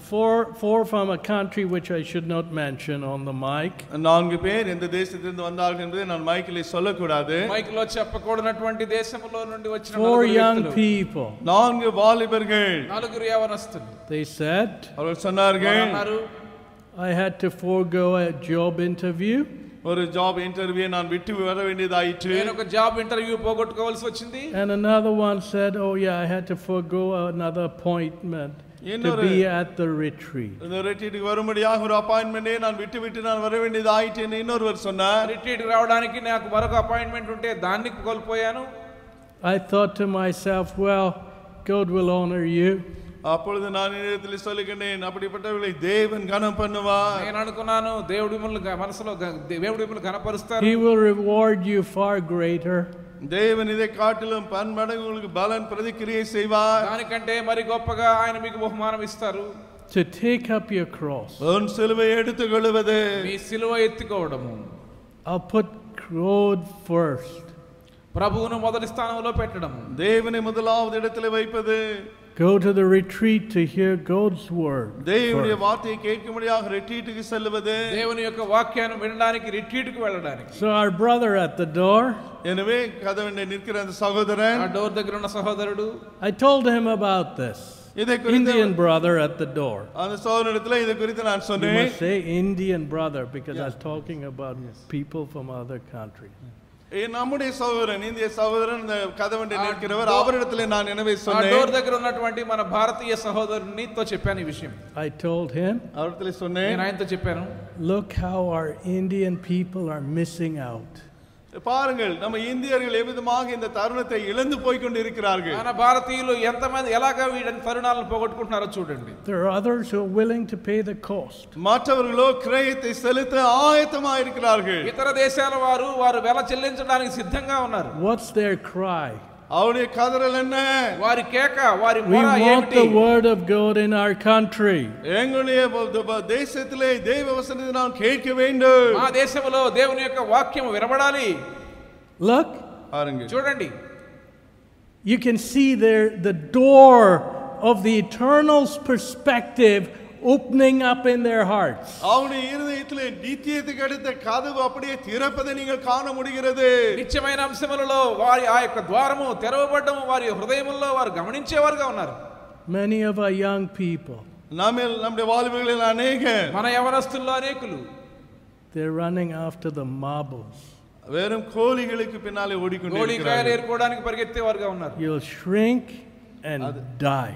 நீ சுருங்கி செத்து போவாய். కుంచుకుపోయి చనిపోతారంతే. Living selfish lives. சுயநலமான வாழ்க்கையை வாழ்ந்து స్వార్థపూరితమైన జీవితం జీవించడం. Not putting God's kingdom first. தேவனுடைய ராஜ்யத்தை முதலாவது வைக்காதபடி, దేవుని రాజ్యమును మొదటి స్థానంలో పెట్టకుండా, Not putting the building of the kingdom of God first. தேவனுடைய ராஜ்யத்தை கட்டுகிற காரியத்தை முதலாவது வைக்காதபடி, దేవుని యొక్క రాజ్యము కట్టే విషయాన్ని మొదటి స్థానంలో ఉంచకుండా. So Jesus was talking about the eternal kingdom. நித்திய ராஜ்யத்தை குறித்து இங்கே இயேசு பேசிக்கொண்டிருந்தார். నిత్య రాజ్యం గురించి యేసు ప్రభు మాట్లాడుతా ఉండినారు.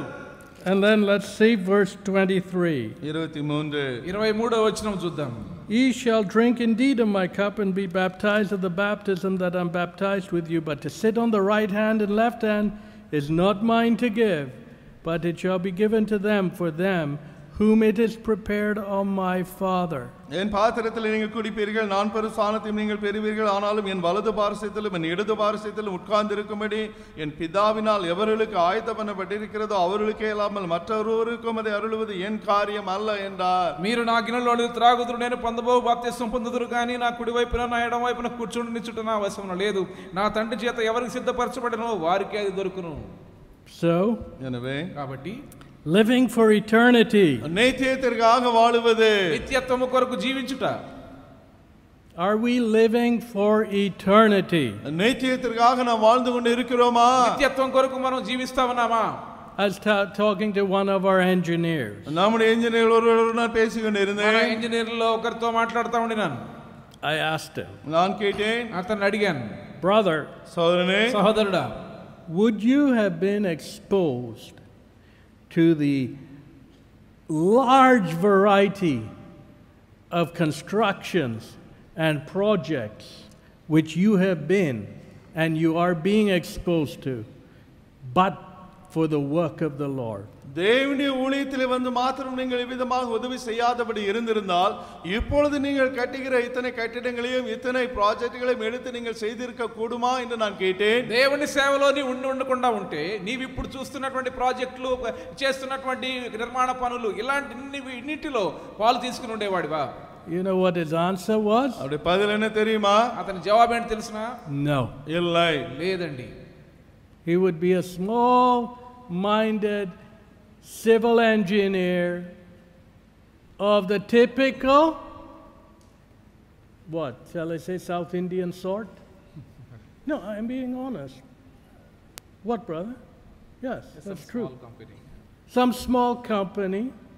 ஒரு சின்ன கம்பெனியில இல்லைனால் தென்னிந்தியாவுடைய சின்ன மனதுள்ள ஒரு சின்ன இன்ஜினியராக தான் அது இருந்திருப்பார். దేవుని సేవలో లేకుండా ఉండుంటే ఏదో చిన్న కంపెనీలో దక్షిణ భారతదేశంలో ఒక చిన్న భాగంలో ఒక ఇంజనీర్ గా ఎక్కడో పనిచేస్తుండేవాడు. Small projects. చిన్న ప్రాజెక్టులు చిన్న ప్రాజెక్టులు చేపడుతూ. What projects? ఏం ప్రాజెక్టులు? Two-story? What is it? Two-story apartment complex. Two-story apartment. Two-story apartment complex. Great civil engineer. Civil engineer. అలాంటి ప్రాజెక్టులు కట్టే గొప్ప సివిల్ ఇంజనీర్ గా ఉండేవాడేమో. No. లేదండి. What? ఏమిటి?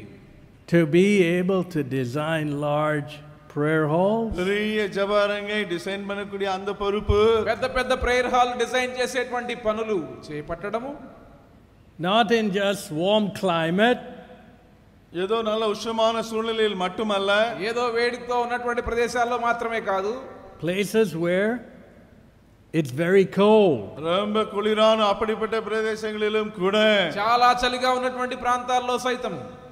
So would a brother from South India, civil engineer, ever be involved in a construction to be able to handle and keep the cold out? எனவே தென்னிந்தியாவை சேர்ந்த ஒரு என்ஜினியர் இவ்விதமாக இந்த கட்டிட வேலை செய்து தூரமான இடத்துல செய்து கொண்டிருக்க முடியுமா? దక్షిణ భారతదేశంలో ఇక్కడ ఉన్నటువంటి ఇంజనీర్లు అలాంటి శీతల ప్రాంతాల్లో ఇలాంటి పనులు చేపట్టడం సాధ్యమయ్యేదా? No. முடியாது. లేదు. Why? Any construction here is for hot weather. ఇక్కడ జరిగేటువంటి నిర్మాణం అయినా కానీ వేడి ప్రదేశాలకు సరిగా అనుగుణంగా చేయబడుతుంది. இங்குள்ள எந்த கட்டிடத்தையும் கட்டி விடலாம் தான். For hot weather, not for cold weather. நல்ல சூடான உஷ்ணமான சூழ்நிலையிலே. So, look, when we follow the Lord, கர்த்தரை நாம் பின்பற்றும் பொழுது, ప్రభువును మనం వెంబడించినప్పుడు, we're no more thinking small. చిన్న యోచனை கொண்டு இருக்க చిన్న మాటం. చిన్న వాటిని ఆలోచన చేయం. Apartment complex. అపార్ట్మెంట్లు కట్టడం, కాంప్లెక్స్లు కట్టడం. Or should I say marriage halls? కళ్యాణ మండపాలు కట్టడం.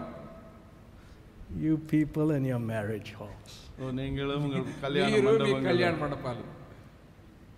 That's what evangelist children. I'm building a marriage hall. ஓ நான் திருமண கல்யாண மண்டபம் கட்டிக்கொண்டு இருக்கிறேன் என்று இந்த சுவிசேஷருடைய மகன்கள் సువార్థికుల పిల్లలు చేసేది అదే కళ్యాణ మండపాలు కట్టడం. So do they have an eternal mind? నిత్య మనసు ఉందా? నిత్యమైనటువంటి మనసు వారికి ఉందా? To build the kingdom of God? దేవుని రాజ్యத்தை కట్ట, దేవుని రాజ్యాన్ని కట్టడానికి No. లేదు. Their mind is just an apartment mind. வெறும் அபார்ட்மெண்ட் மனது தான் அவருடைய மனது. వారి మనసంతా అపార్ట్మెంట్లు కట్టే మనసే. That's all. அவ்வளவுதான். As low as the world. உலகத்தை போல கீழான நிலையிலே. చిన్న మెట్టులో. But when we follow the Lord, நாம் கர்த்தரை பின்பற்றும் பொழுது, ప్రభువును వెంబడించినప్పుడు, Jesus increases our scope, our vision, our understanding. நம்முடைய விளங்கிக் கொள்ளுதலை, தரிசனத்தை, நம்முடைய விஸ்தாரத்தை பெரிதாக அவர் இயேசு ஆக்குகிறார். మన గ్రహింపును, మన దర్శనమును ఆయన విస్తరింపజేస్తారు. God gives us an eternal vision. నిత్య దర్శనத்தை దేవుడు நமக்கு தருகிறார். నిత్యమైన దర్శనాన్ని ఆయన అనుగ్రహిస్తారు. And then Jesus said, యేసు சொன்னார், యేసు ప్రభు చెప్పారు, verse 25. 25వ వచనము. Jesus called them unto him and said, Ye know that the princes of the Gentiles exercise dominion over them, but they that are of great exercise authority upon them. இயேசு அவர்களை கிட்ட வர செய்து புறஜாதியருடைய அதிகாரிகள் அவர்களை இருமாப்பை ஆளுகிறாள் என்றும் பெரியவர்கள் அவர்களை கடினமாய் அதிகாரம் செலுத்துகிறாள் என்றும் நீங்கள் அறிந்திருக்கிறீர்கள். యేసు తన యొద్దకు వారిని పిలిచి అన్ని జనుల అధికారులు వారిపై ప్రభుత్వము చేయుదురని, వారిలో గొప్పవారు వారి మీద అధికారం చేయుదురని మీకు తెలియను. But ye shall not be so among you, but whosoever will be great among you, let him be your minister. உங்களுக்குள்ளே அப்படி இருக்கலாகாது. உங்களில் எவனாகிலும் பெரியவனாய் இருக்க விரும்பினால் அவன் உங்களுக்கு பணிவிடைக்காரனாய் இருக்க கடவன். 26వ వచనం, మీలో అలాగ ఉండకూడదు. మీలో ఎవడు గొప్పవాడై ఉండగోరునో వాడు మీ పరిచారకుడై ఉండవలెను. For whosoever will be chief among you, let him be your servant. உங்களில் எவனாகிலும் முதன்மையாய் இருக்க விரும்பினால் அவன் உங்களுக்கு ஊழியக்காரனாய் இருக்க கடவன். మీలో ఎవడు ముఖ్యుడై ఉండగోరునో వాడు మీ దాసుడై ఉండవలెను. Even as the Son of Man came not to be ministered unto, but to minister and to give his life a ransom for many. அப்படியே மனுஷகுமாரன் ஊழியம் கொள்ளும்படி வராமல் ஊழியம் செய்யவும் அநேகரை மீட்கும் பொருளாக தம்முடைய ஜீவனை கொடுக்க வந்தார் என்றார். అలాగే మనుష్య కుమారుడు పరిచారము చేయించుకొనుటకు రాలేదు గాని పరిచారము చేయుటకును అనేకులకు ప్రతిగా విమోచన క్రయధనముగా తన ప్రాణం ఇచ్చుటకు వచ్చెను. So Jesus was teaching about servanthood. எங்கே பணிவிடைக்காரனாக ஊழியக்காரனாக இருப்பதை குறித்து இயேசு கற்றுக் கொடுக்கிறார். ఇక్కడ పరిచారము గురించి ప్రభు చెప్తా ఉన్నారు. I have come to serve. நானோ ஊழியம் செய்ய வந்தேன். నేను సేవ చేయడానికి, పరిచారం చేయడానికి వచ్చినాను. I think and praise God for everyone who serves. நம்ம ஒவ்வொருவருக்கும் ஊழியம் செய்யும்படியான ஸ்லாக்கியத்தை தேவன் தந்திருக்கிறார். పరిచర్య చేసే ప్రతి వారి కొరకు ప్రభు నేను స్తుతిస్తూ ఉన్నాను. Great will be their reward in heaven. நம்முடைய பலன் பரலோகத்திலே பெரிதா இருக்கு. పరలోకములో వారి ఫలము అధికమగును. Let's think right here in the retreat. ఈ రిట్రీటే நாம் கொஞ்சம் ఈ யோசித்து రిట్రీట్ లోనే ఆలోచించేయండి. Think about our brothers, sisters who cut the vegetables. அங்கே சமையலறையிலே கிச்சனிலே காய்கறிகளை வெட்டுகிற சகோதர சகோதரிகளை யோசிக்கிறேன். వంటశాలలో కూరగాయలు కోసేటువంటి సహోదర సహోదరులతో ఆరంభించి, great will be the reward in heaven. பரலோகத்திலே அவர்கள் பலன் மிகுதியா இருக்கு. వారి యొక్క ఫలము పరలోకములో అధికమగును. My grandmother used to be over the whole retreat kitchen. I remember the days back in St. George's home. நம்முடைய ஜார்ஜஸ் பள்ளியிலே ரிட்ரீட் நடந்த பொழுது என்னுடைய பாட்டியம்மா அந்த ரிட்ரீட் கிச்சனை முழுவதுமாக அவர்களே பார்த்துக் கொள்வார்கள். సెయింట్ జార్జ్ స్కూల్లో మన రిట్రీట్ జరిగేటప్పుడు మా నాయనమ్మ గారు అక్కడ వంటశాల అంతా పూచీని వహిస్తూ ఉండేవారు. నాకు గుర్తున్నది. They didn't have the kitchen for the capacity today. இன்னைக்கு நாம் கொண்டிருக்கிற அளவு அந்த கிச்சன் அவ்வளவு பெரிதாக அங்கு இல்லை. ఇంతమంది సమూహాన్ని తయారు చేసేటువంటి వంటశాల ఆ దినాల్లో మనకు లేదు. They used firewood. విறகுதான் அவர்கள் உபயோகித்தார்கள். కట్టెలు ఉపయోగించేవారు వంటకు. So there would be like a hot type of place to keep the sun out. ஒரு பந்தல் போடப்பட்ட ஒரு சமையலறையாக தான் அது இருக்கு. ఒక గుడిసె లాంటి ఒక ఆకులతో వేసినటువంటి స్థలం ఉండేది. And she'd be there. அங்கே பாட்டியம்மா இருப்பார்கள். నాయనమ్మ అక్కడ కూర్చునేవారు. On a chair. ஒரு சேரை போட்டு அமர்ந்திருப்பார்கள். ఒక కుర్చీలో supervising the kitchen. அங்கே சமையலறை வேலைகளை மேற்பார்வை பார்த்துக்கொண்டு ఆ వంటశాల పర్యవేక్షిస్తూ. There'd be a speaker, a horn, bring it so she could hear the word of God. தேவ வசனத்தை கேட்கும்படியாக அங்கே ஒரு ஸ்பீக்கரையோ ஹானை வைத்திருப்பார்கள். అక్కడ ఒక స్పీకర్ ఉండేది, దేవుని వాక్యం ఆమెకు అక్కడ కూర్చుని వినడానికి. Brother Chokai Samuel, చొక్కయ్య సామ్యుయేల్, మన చొక్కాయి శామ్యుల్ గారు ఉండేవారు. she would be there. அவர் அங்க இருப்பார். ఆయన అక్కడ ఉండేవారు. How many people remember all that good stuff? அந்த எல்லா நல்ல காரியங்களும் எத்தனை பேருக்கு ஞாபகம் உண்டு? అవన్నీ ఎంతమందికి గుర్తున్నాయి? Put up your hand. మీ చేతులు ఎత్తండి. What, brother? You were there? Prasna Kumar. George పల్లిలే. ప్రసన్న కుమార్ గారు మీరు లేరా? జార్జ్ పల్లిలే. He wasn't there? George school. Yeah, but his hand's not up. What's that?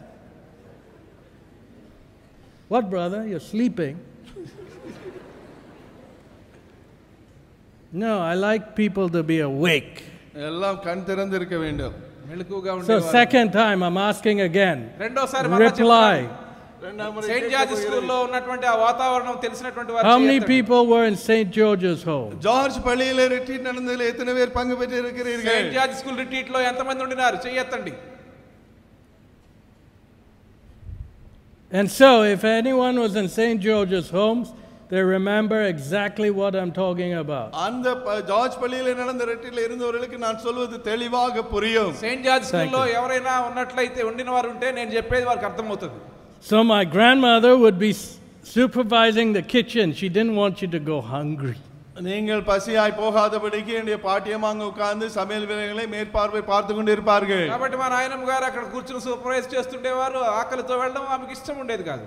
She was living for eternity. நித்தியத்துக்காக வாழ்ந்து கொண்டிருந்தார்கள். నిత్యత్వము కొరకు ఆమె జీవించారు. I don't know how many people have learned service from my grandmother. என்னுடைய பாட்டியை பார்த்து மற்றவர்களுக்கு பணிவிடை செய்யும் காரியத்தை எத்தனை பேர் கற்றுக்கொண்டீர்களோ எனக்கு தெரியாது. మా నాయనమ్మ గారి దగ్గర నుండి అలా సేవ చేసేటువంటి మనసు ఎంతమంది నేర్చుకున్నారో నాకు తెలియదు. Retreats in other countries, my mom used to keep an eye and manage everything. மற்ற தேசங்களில் நடக்கக்கூடிய ரிட்ரீட்டிலே என்னுடைய அம்மா இந்த சமையல் காரியங்கள் எல்லாவற்றையும் மேற்பார்வை பார்த்துக் கொள்கிறார்கள். ఇతర దేశాల్లో జరిగేటువంటి రిట్రీట్లలో మా అమ్మగారు అవన్నీ కూడా చూసుకుంటూ ఉంటారు. Recently we've had to pry it out of her hands. சமீபத்திலே நான் pry it out of her hands. அவருடைய காரியத்திலிருந்து அந்த பொறுப்பை நாங்கள் எடுக்க வேண்டியதாயிற்று. ఆమె చేతుల్లో నుండి ఆ బాధ్యతలు తప్పించడానికి మేము చూచినాం. No, you've served enough. You step aside, give it to someone younger to manage and take care of. இத்தனை ஆண்டுகளாக வெளி தேச ரிட்ரீட் வேலைகளை சமையல் வேலை நீங்கள் பார்த்தீங்களம்மா, இனி இளையவர்கள் யாரா பார்க்கட்டும் என்று சொன்னோம். అమ్మా ఇంతవరకు మీరు ఎంతో సేవ చేశారు కాబట్టి యవనస్తులైన వారికి ఎవరికైనా ఈ బాధ్యత అప్పగించండి అని ఆమెతో చెప్పాం. The spirit of service, பணிவிடை செய்யும் ஆவி, సేవ చేసేటువంటి మనసు. there's a great reward in heaven. పరలోకத்திலே பெரிய பலன் உண்டு. పరలోకములో గొప్ప బహుమానం లభిస్తుంది When we serve the Lord. நாம் கர்த்தருக்கு ஊழியம் செய்யும் பொழுது ప్రభువును మనం సేవించినప్పుడు Huge reward. மகா பெரிய பலன். గొప్ప బహుమానము. Who gives the reward? யார் இந்த பலனை தருவது? బహుమానం ఎవరిస్తారు? The Lord. கர்த்தரே. ప్రభువు. So service. ஊழியம். కాబట్టి సేవ, పరిచారం. So even as a teacher, ஒரு ஆசிரியராக கூட, ఒక ఉపాధ్యాయునిగా కూడా, do you faithfully serve the children in your class? அவருடைய வகுப்பறையில் உள்ள மாணவ மாணவிகளுக்கு உண்மையாக நீ ஊழியம் செய்கிறாயா? మీ తరగతిలో ఉన్నటువంటి విద్యార్థులకు నమ్మకంగా మీరు సేవ చేస్తున్నారా? Do you teach the students as unto God? கர்த்தருக்கு ஏற்ற பிரகாரமாக நீங்கள் பிள்ளைகளுக்கு நீங்கள் எல்லாவற்றையும் கற்றுக் கொடுக்கிறீர்களா? ప్రభువుకు చేసినట్లుగా పిల్లలకు పాఠాలు నేర్పిస్తున్నారా? God has given me the responsibility of teaching this class. இந்த பள்ளி வகுப்பை நடத்தும்படியான பொறுப்பை தேவனே எனக்கு தந்திருக்கிறார். ఈ తరగతికి బోధించేటువంటి బాధ్యతను ప్రభువు నాకు ఇచ్చారు. Let me serve the children with all my heart as unto God. நான் கர்த்தர் பார்வையிலே அவருக்கென்று செய்வது போல முழு இருதயத்தோடு இந்த பிள்ளைகளுக்கு சேவை செய்யட்டும். ప్రభువుకు సేవ చేసినట్లుగా ఈ యొక్క పిల్లలకు నేను చేస్తాను. Now serving in any way, எந்த ரீதியிலே பணிவிடை செய்தாலும் சரி, ఏ రీతిగా అయినా సరే సేవ చేయడం. serving in the PA system, PA సిస్టంలో వేலை செய்வது, PA సిస్టంలో పని చేయడము. to set up a system like this takes a lot of time and detail. விதமாக இந்த ஒலிபெருப்பு காரியங்கள் செய்வது எவ்வளவு நேரம் எடுக்கும், கவனமாய் செய்ய வேண்டும். ఇలాంటి సిస్టమ్ ను దాన్ని తయారు చేయడానికి ఎంతో సమయం ఎంతో తీసుకుంటది. While we hear Tamil and English, Tamil and Telugu here, இங்கே தமிழ் தெலுங்குல மொழிபெயர்ப்பு கேட்கிறோம். ఇక్కడ ఇంగ్లీషు తమిళ్ తెలుగు భాషలు వింటా ఉన్నారు. what? Only English is sent to the other hall, where then there's Hindi translation. வெறும் ஆங்கிலம் மட்டும் வெறும் ஹிந்தி மட்டும் தெரிந்தவர்களுக்காக தனியாக ஒரு அரங்கிலே மொழிபெயர்ப்பு హిందీ நடக்கிறது. తర్జుమా జరిగేటువంటి స్థలమునకు ఇంగ్లీష్ భాష మాత్రమే వెళ్తది. So if you put Tamil Telugu, it'll confuse. அந்த the ஹிந்தி people. மொழிபெயர்ப்பு நடக்கிற இடத்திலே தமிழ் தெலுங்கு கேட்காது, ஆங்கிலம் மட்டுமே. అక్కడ తెలుగు తమిళం కూడా వినబడితే వారు గందరగోళం పడిపోతారు కాబట్టి ఇంగ్లీష్ మాత్రమే వారికి వినబడుతుంది. So to design the PA system to handle it. எனவே இவைகளெல்லாம் சரியானபடி அதை டிசைன் பண்ணுவது எளிதான காரியம் அல்ல. కాబట్టి పిఏ సిస్టమ్ ను సరిగా ఉంచడం అనేది. So there's the brothers who serve in the PA system. எனவே இந்த ஒலிபெருக்கி இந்த சவுண்ட் சிஸ்டத்திலே வேலை செய்கிற சகோதரர்கள், సౌండ్ సిస్టమ్ లో పనిచేసే సహోదరులు, The security team. பாதுகாப்பு குழுவினர், భద్రత చూసుకునేటువంటి వారు, They take turns throughout the night. முழு இரவு மாறி மாறி அவர்கள் டியூட்டி பண்ணுகிறார்கள். వంతుల వారీగా రాత్రులు కాపలా కాస్తా ఉంటారు. So service, எனவே பணிவிடை కాబట్టి செய்வது, పరిచారము, సేవ, keeping the compound clean. இந்த காம்பவுண்டை சுத்தமாக வைப்பது. కాంపౌండ్ పరిశుద్ధంగా ఉండడము, ఉంచడం. Let me tell you something else. இன்னொன்று உங்களுக்கு சொல்ல வேண்டும். మరొక విషయం చెప్పనివ్వండి. Service, ஊழியம். సేవ, growing the rice and இந்த vegetables. காய்கறிகளையும் நெல்லையும் விளைவிப்பது. బియ్యము, కూరగాయలు. Growing it, brother, it doesn't come from nowhere. అవి ఎక్కడి నుండో వచ్చేవి కావు, వాటిని పెంచడం. You missed the point. The service to grow the rice and vegetables, it doesn't just come from somewhere. ఈ యొక్క బియ్యము, కూరగాయలు ఎక్కడి నుండో వచ్చేవి, వాటిని తీసుకురావడానికి వాటిని పెంచడము. It involves service. இந்த காய்கறிகளை விளைவிப்பது, அதிலே வேலை எவ்வளோ இருக்கிறது, ஊழியம். దానికి సేవ, పరిచారం అవసరం. Service to who? யாருக்காக இந்த ஊழியம்? ఎవరికి సేవ? Service to the Lord. கர்த்தருக்கு என்ன செய்யும் சேவை. ప్రభువుకు చేసేటువంటి సేవ. Look, people don't want to build God's kingdom. பாருங்கள், மக்கள் தேவனுடைய ராஜ்யத்தை கட்ட விருப்பம் இல்லை. మనుషులకు దేవుని యొక్క రాజ్యం కట్టడం ఇష్టం లేదు. They want to serve themselves. தங்களுக்கே ஊழியம் செய்ய விரும்புகிறார்கள். వారికి వారు సేవ చేసుకోగోరుతున్నారు. No, there's blessing in serving the Lord. கர்த்தருக்கு ஊழியம் செய்யும் பொழுது அங்க ஆசீர்வாதம் உண்டு. ప్రభువుకు సేవ చేయడంలో ఆశీర్వాదం ఉన్నది. Then serving from the platform. அப்புறம் மேடையில் நின்று ஊழியம் செய்வது, వేదిక మీద నుండి పరిచారం చేయడం. Serving the people. ஜனங்களுக்கு ஊழியம் செய்வது, ప్రజలకు సేవ చేయడం. The word of the Lord. தேவனுடைய வசனம், దేవుని యొక్క వాక్యం అందించడం. Serving in the registration booth. அந்த ரெஜிஸ்ட்ரேஷன் அந்த டிபார்ட்மென்ட்ல வேலை செய்வது, రిజిస్ట్రేషన్ రూమ్ లో అక్కడ సేవ చేయడం.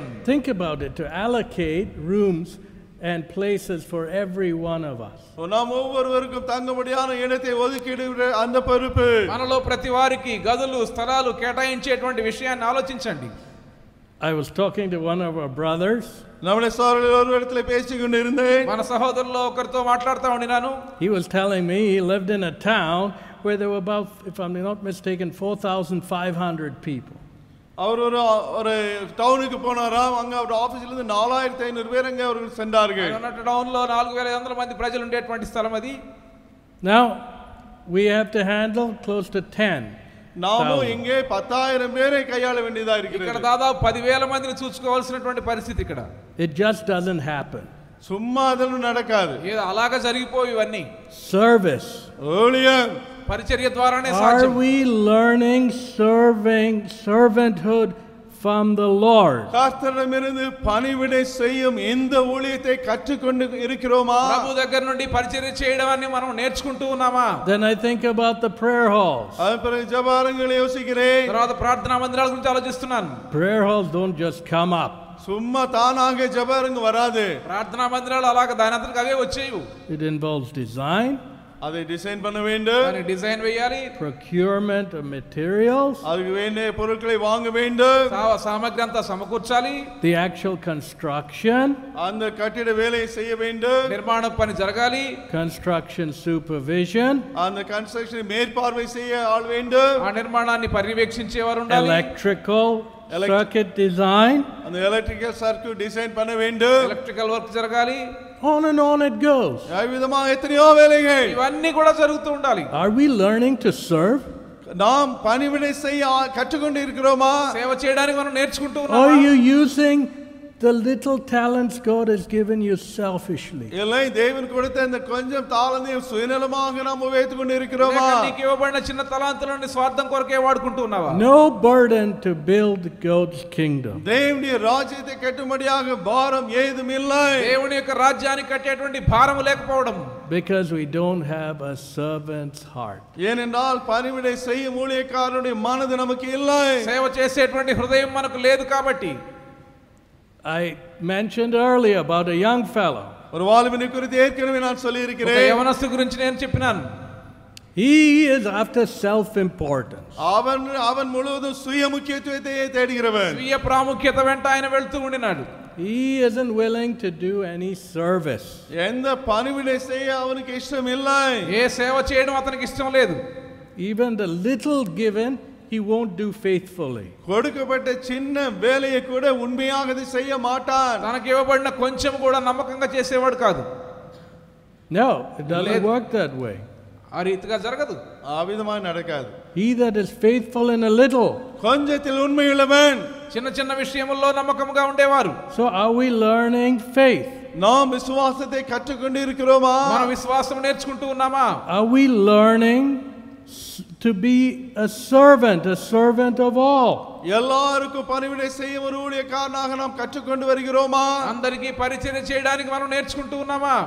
Whosoever will be chief among you, let him be your servant. உங்களில் எவனாலும் முதல்வனாய் இருக்க விரும்பினால் அவன் உங்களுக்கு ஊழியக்காரனாய் இருக்க கடவன். మీలో ఎవడు ముఖ్యుడై ఉండగోరునో వాడు మీ దాసుడై ఉండవలెను. Service. பணிவிடை. సేవ.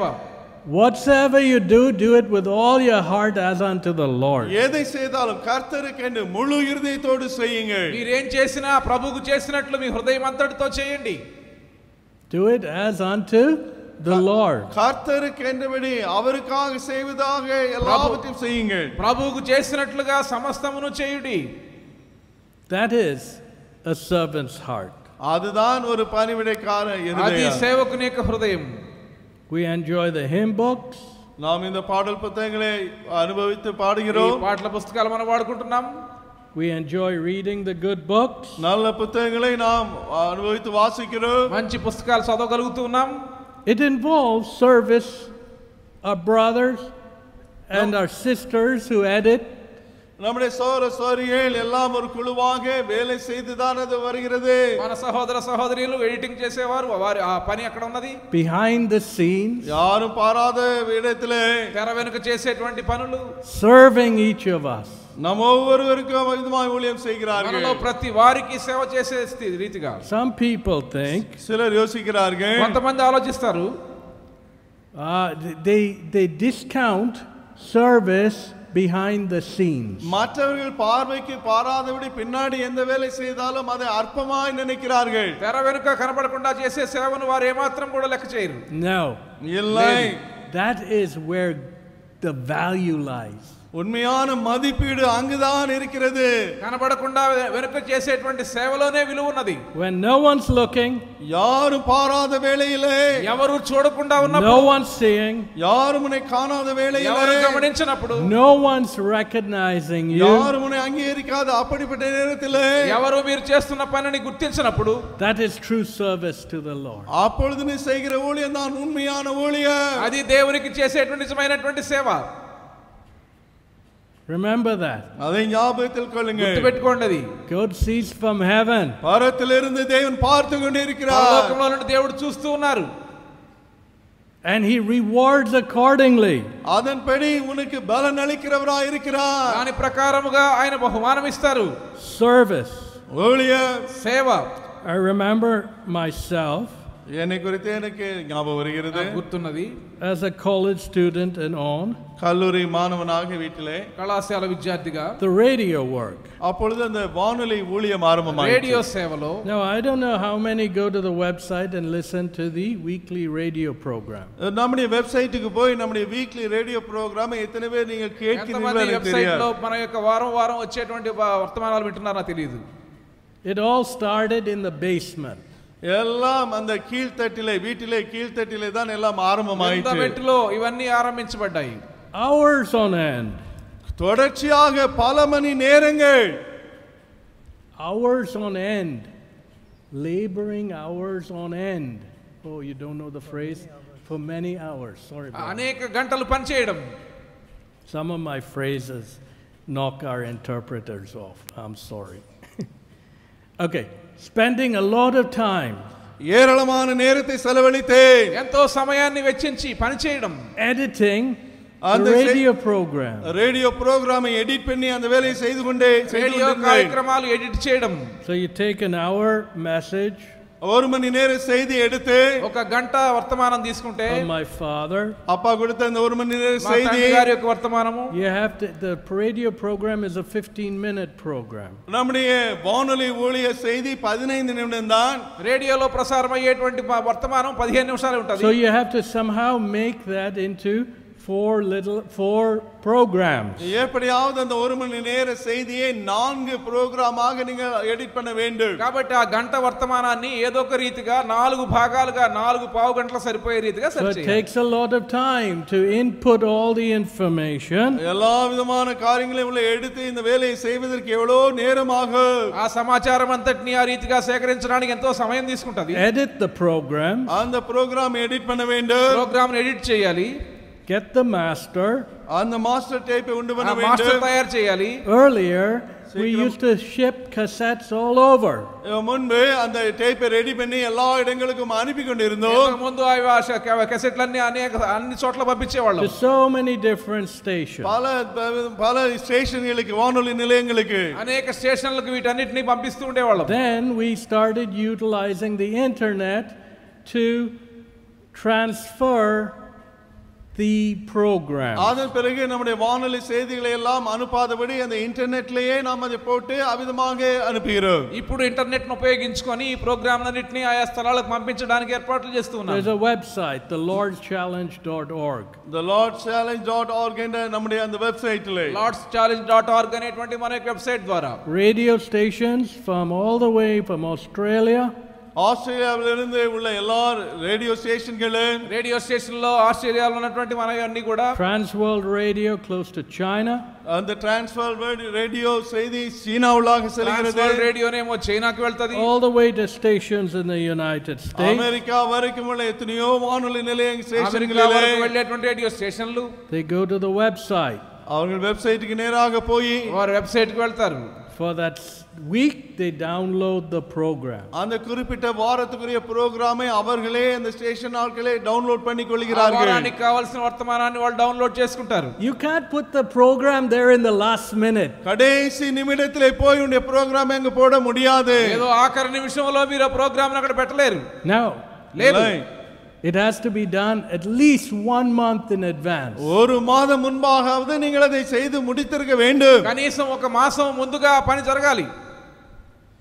So the stations all over the world have time to react.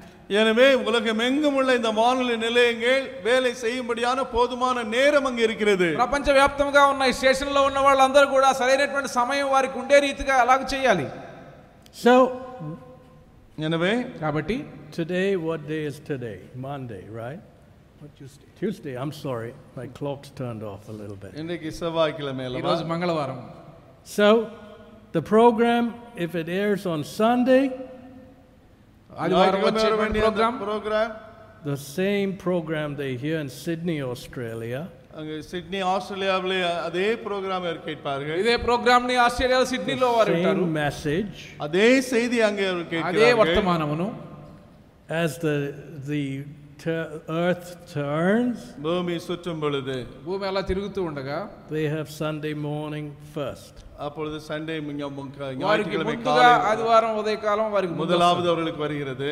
Then that same program is heard out of Transworld Radio. அதன் பிறகு டிரான்ஸ்வர் ரேடியோவில் அதே செய்தி అదే புரோகிராம் ప్రోగ్రామ్ வருகிறது. ట్రాన్స్వర్ రేడియో ద్వారా చైనా వాళ్ళు వింటారు. I think there's 3 hours across Australia in terms of time change. அதன் பிறகு 3 மணி நேரம் கழித்து அந்த அடுத்த ஸ்டேஷன் ఆస్ట్రేలియా வருகிறது. నుండి 3 గంటల సమయం ఒకవేళ తీసుకుంటుందేమో. So from the eastern side to the western side, ஆஸ்திரேலியாவிலே கிழக்கிலிருந்து மேற்கே வரை அந்த 3 மணி நேரம் காலம். తూర్పు భాగం నుండి పశ్చిమ భాగానికి రావడానికి 3 గంటల సమయం. the program அதே at 8 o'clock will be aired in Sydney and then aired at 8 o'clock when Perth comes around.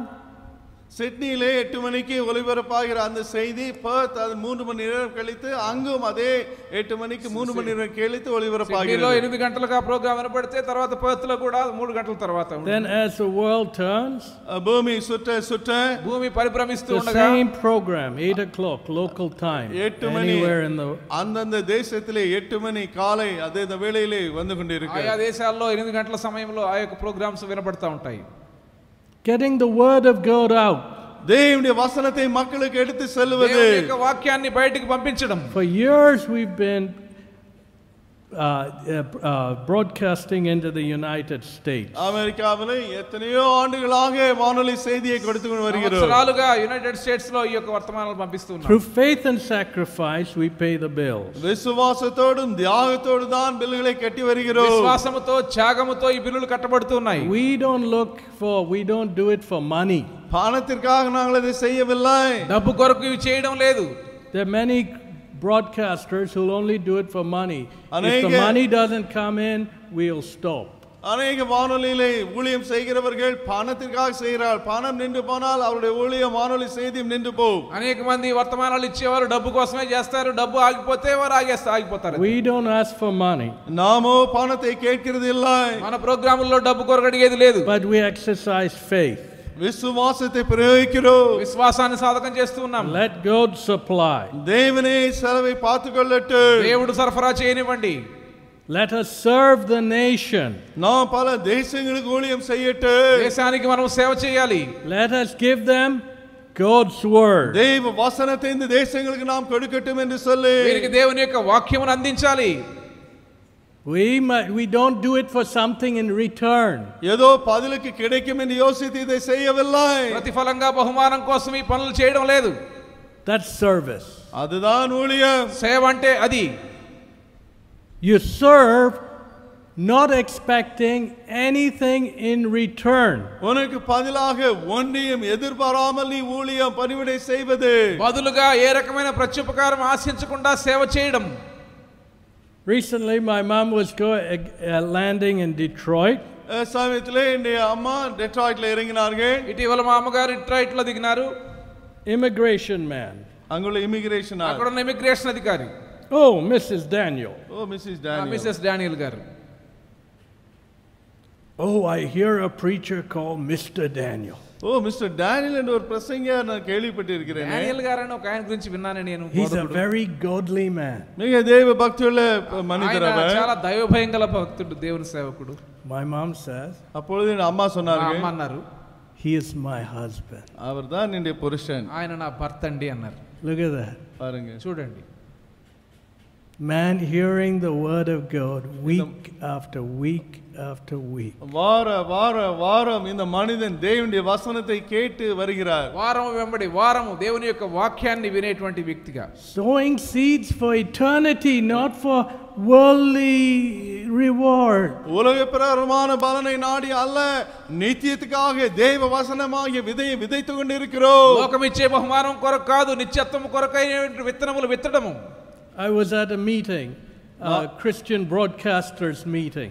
கிறிஸ்தவ வானொலி ஒலிபரப்பு மீட்டிங்ல நான் இருந்தேன். క్రైస్తవ బ్రాడ్కాస్టింగ్ మీటింగ్ ఒక దానిలో నేను ఉండినాను. In Tennessee. టెన్నెసీలో. I sat down with a little sandwich for lunch.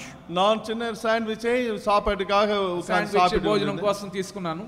Opposite the table, அதனுடைய டேபிளுக்கு எதிராக టేబుల్కి ఎదురుగా there was a man. ஒருவன் ఒక இருந்தார். ఆయన ఉన్నాడు. So I started talking to him. அவரோடு பேச ஆரம்பித்தேன். ఆయనతో మాట్లాడడం ఆరంభించాను. He says, அவர் ఆయన சொல்கிறார், అన్నారు, yeah, I came from Australia. ஓ ஆஸ்திரேலியாவில் நான் வந்திருக்கிறேன் என்றார். ఆస్ట్రేలియా నుండి వచ్చానండి అన్నారు. There are about 20 people who've come from Australia. 20 பேர் ஆஸ்திரேலியாவில் வந்திருக்கிறோம் என்றார். ఆస్ట్రేలియా నుండి 20 మంది వచ్చాం. So as I was talking to him, அவரோடு நான் பேசிக் கொண்டிருந்தேன். ఆయనతో మాట్లాడుతూ ఉండినాను. he said, "So what's your name?" உன்னுடைய பேர் என்ன என்று கேட்டார். మీ పేరేంటని అడిగారు. And as we talked, நாங்கள் பேசிக்கொண்டிருந்த பொழுது మాట్లాడుకుంటుండగా the topic of my father, the message, came up. என்னுடைய அப்பாவை குறித்த பேச்சு, அவருடைய அப்பாவுடைய செய்தியை குறித்த பேச்சு வந்தது. మా నాయన యొక్క ప్రసంగాల యొక్క ప్రస్తావన వచ్చింది. Joshua Daniels, your dad? Joshua Daniel உன் அப்பாவா? జాషువా డానియల్ గారు మీ తండ్రి గారా? He's from Sydney, Australia. ஆஸ்திரேலியாவிலே An Australian gentleman. ஒரு ஆஸ்திரேலியாவை சேர்ந்த அந்த சிட்னி பட்டணத்தை சேர்ந்த ఆస్ట్రేలియాలో மனிதர். సిడ్నీ నుండి వచ్చినటువంటి వ్యక్తి ఆయన. He's a godly man. ஓ அவர் தெய்வ பக்தியுள்ள மனிதன் ఆయన என்றார். దైవభయంగల దైవజనుడు. I didn't know the guy. இந்த మనిషినే எனக்கு யார் என்று ఆయన నాకు தெரியாது. తెలియదు. Total stranger to me. முற்றிலும் அந்நியன் அவர் எனக்கு. నాకు పూర్తిగా క్రొత్తవాడు.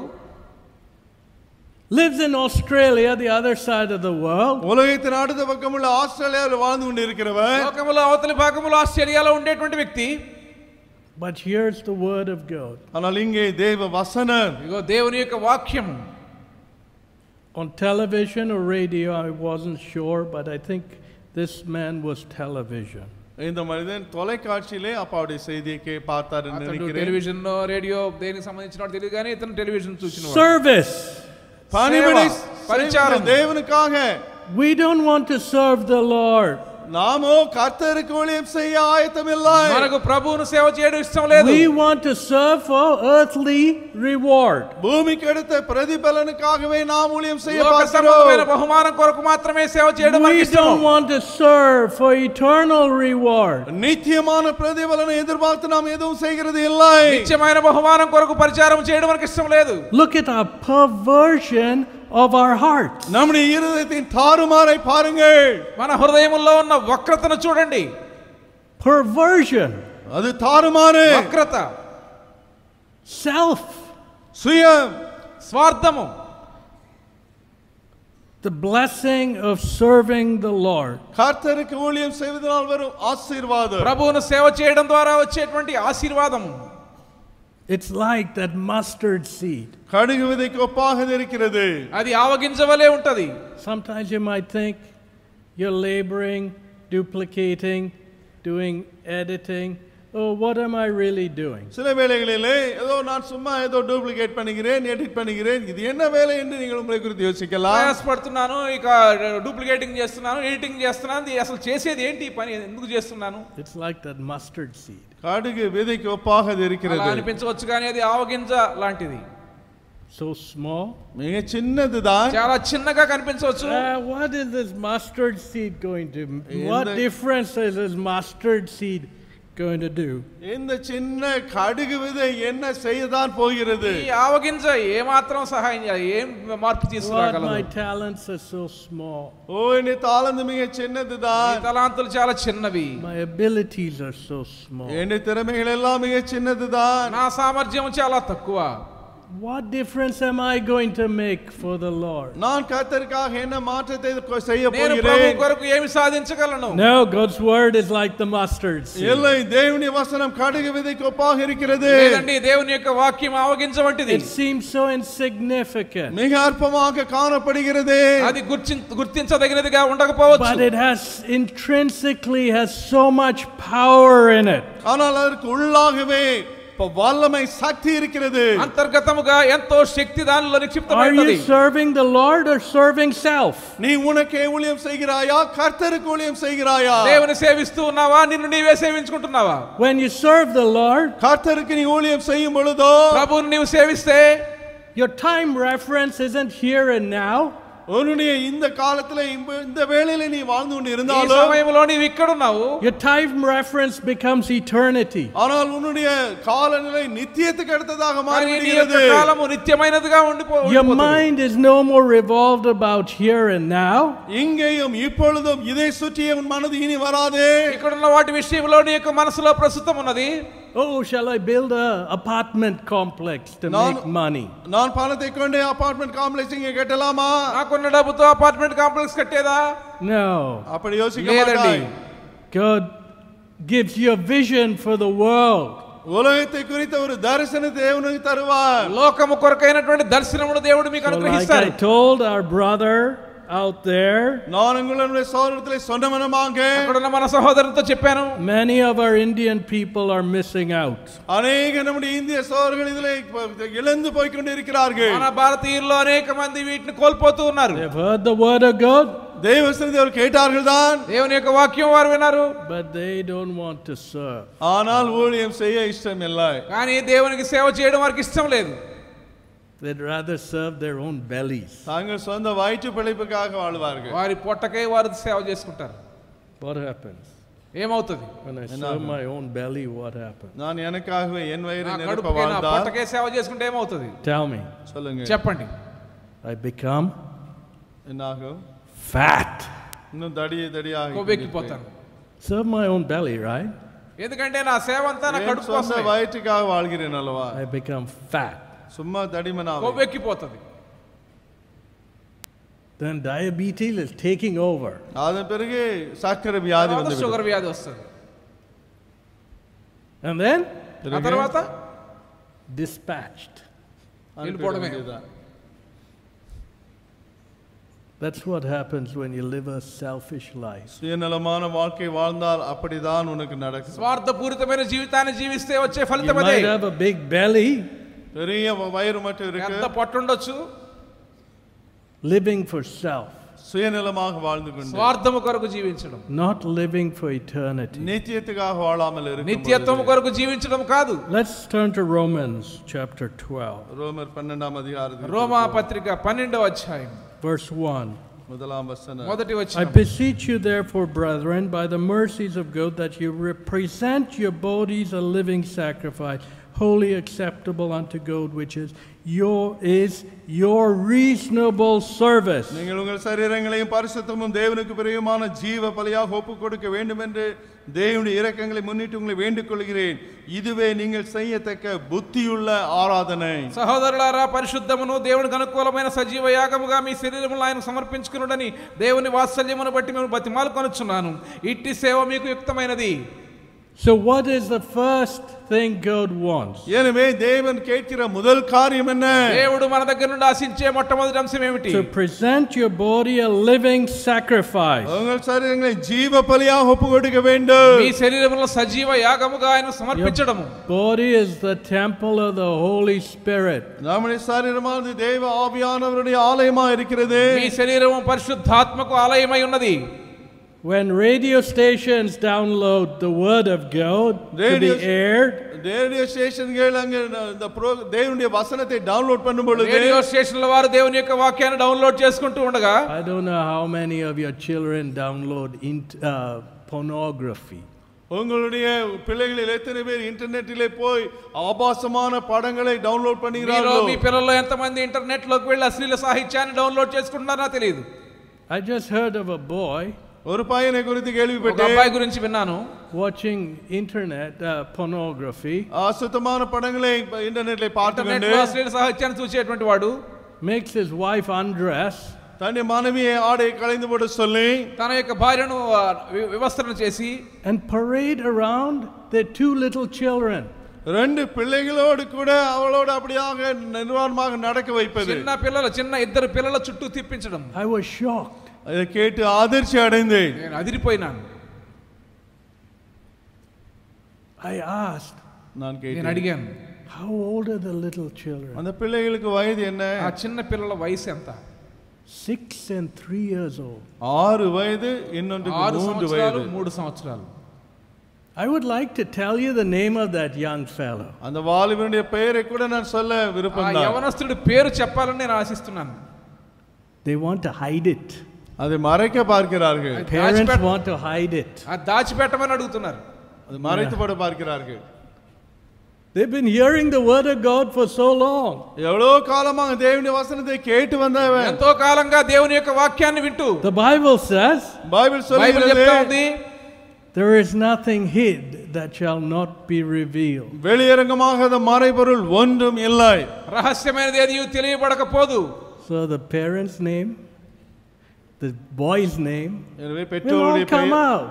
அந்த பெற்றோருடைய பெயரும் சரி பையனுடைய பெயரும் வெளியே வந்துவிடு. తల్లిదండ్రుల పేరు ఆ కుర్రవాడి పేరు అన్ని బయటకు వస్తాయి. That's God's word. தேவ வசனம் அதைத்தான் சொல்லுகிறது. దేవుని యొక్క వాక్యము. There's nothing hid which shall not be revealed. மறை வெளியரங்கமாத மறைபொருள் ஒன்றும் இல்லை. రహస్యమైనది ఏదియూ తెలియబడకపోదు. So if you're wicked in your heart, உன் இதயத்தில் நீ துன்மார்க்கனாய் இருந்தால் నీ హృదయంలో దుష్టుడివైతే the wickedness will come out. உன் துன்மார்க்கம் வெளியே வந்துவிடு. దుష్టత్వం బయటకు వస్తది. And your true self will be revealed to the world. உன்னுடைய உண்மையான நிலை உலகத்திற்கு வெளியே தெரிந்துவிடு. నీ నిజమైనటువంటి స్థితి లోకానికి తెలుస్తది. What does Jesus say? இயேசு என்ன சொன்னார்? యేసు ప్రభు ఏం చెప్పారు? Present your body a living sacrifice, holy, acceptable unto God. உங்கள் சரீரங்களை பரிசுத்தமும் தேவனுக்கு பிரியமான ஜீவ பலியாக ஒப்புக்கொடுக்க வேண்டும். దేవునికి పరిశుద్ధమును అనుకూలమైన సజీవ యాగముగా మీ శరీరమును సమర్పించుకోనండి. Which is your reasonable service. இதுவே நீங்கள் செய்யத்தக்க புத்தியுள்ள ஆராதனை. ఇది మీరు చేయగలిగినటువంటి యుక్తమైనటువంటి సేవ. Reasonable service. புத்தியுள்ள ஆராதனை. యుక్తమైనటువంటి సేవ. Plain expectation. தெளிவான எதிர்பார்ப்பு.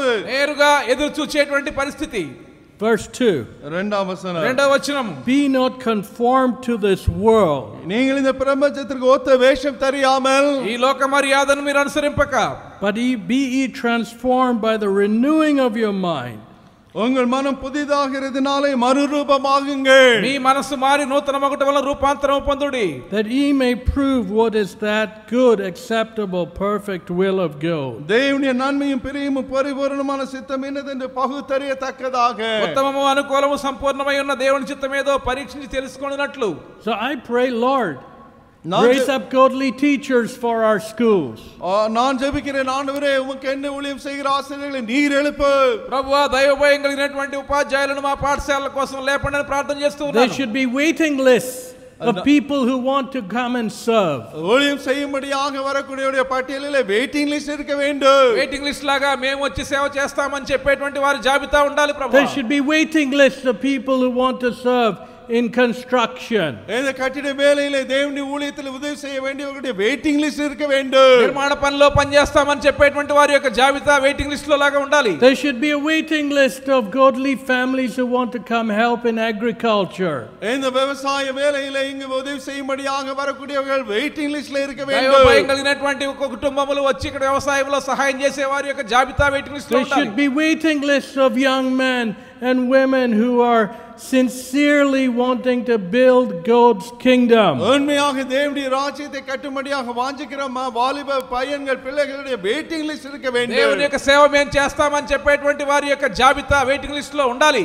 A holy life. பரிசுத்தமான வாழ்க்கை. పరిశుద్ధమైన జీవితము. Present your body a living sacrifice, wholly acceptable unto God. ஜீவ பலியாக தேவனுக்கு பிரியமுள்ள பலியாக ஒப்புக்கொடுக்க வேண்டும். పరిశుద్ధము దేవునికి అనుకూలమైన సజీవ యాగముగా మీ శరీరంలో ఆయనకు సమర్పించుకోండి. Which is a great service. அது ஒரு மகா பெரிய ஆராதனையா. ఇది గొప్ప సేవ. That's not what the Bible says, that's what you might say. நீ சொல்லலாம் பைபிள் அப்படி சொல்லவில்லை. బైబిల్ అలా చెప్పడం లేదు, మీరు చెప్పేది అది. What a wicked attitude I have come across. பாருங்கள் எவ்வளவு துன்மார்க்கமான மனப்பான்மையை நான் ఎలాంటి பார்க்கிறேன். దుష్టమైనటువంటి దృక్పథము. I'm serving the Lord. Look at all the sacrifice I make. ஓ எத்தனை தியாகங்களை செய்து நான் தேவனுக்கு ஊழியம் నేను செய்கிறேன். ఎంత త్యాగం చేశానో చూడండి, దేవునికి సేవ చేస్తూ ఉన్నాను. You big head. நீ அழிந்து போவாய். I didn't say you big head. நீ பெருமைக்காரன். గర్విష్ఠులు. So you think you have come out of your big perch to serve a living God. ஒரு பெரிய உன்னுடைய அந்தஸ்தில் இருந்து இடத்தில் இருந்து தேவனை ஊழியம் செய்ய இறங்கி வந்தா என்பதா யோசிக்கிறாய். మహా గొప్ప మెట్టులో ఉన్నటువంటి నీవు జీవం గల దేవుని సేవ చేయడానికి దిగి వచ్చాననుకుంటున్నావు. What a wicked attitude I find in people. ஜனங்களிடத்திலே இப்படிப்பட்ட துன்மார்க்கமான மனப்பான்மை நான் మనుషుల్లో பார்க்கிறேன். ఎలాంటి దుష్టమైనటువంటి దృక్పథం కనబడతా ఉంది. God doesn't need that service. அப்படிப்பட்ட ஊழியம் தேவனுக்கு வேண்டாம். అలాంటి సేవ దేవునికి అక్కర్లేదు. God looks for people who say, I'm unworthy to serve you, Lord. ஓ கர்த்தருக்கு ஊழியம் செய்ய நான் அபாத்திரன் என்று சொல்லுகிறவர்களே தேவனுக்கு வேண்டும். ప్రభువా నేను నీకు సేవ చేయడానికి అయోగ్యుడినని చెప్పేటువంటి వారు కావాలి. Who am I? நான் யார்? నేను ఎంతటి వాడను? What am I? நான் எம்மாத்திரமானவனே. నేను ఏ పాటి వాడను? I'm a worm in your sight.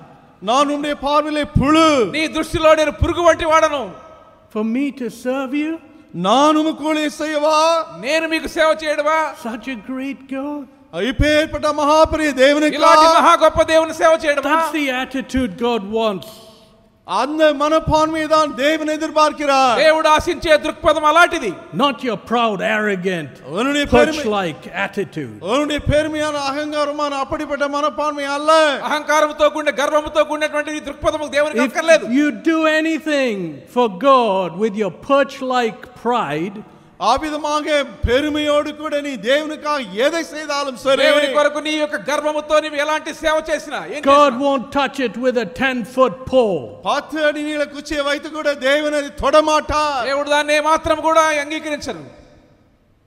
What a shameful attitude. என்ன வெட்ககரமான மனப்பான்மை இது. అవమానకరమైనటువంటి దృక్పథం.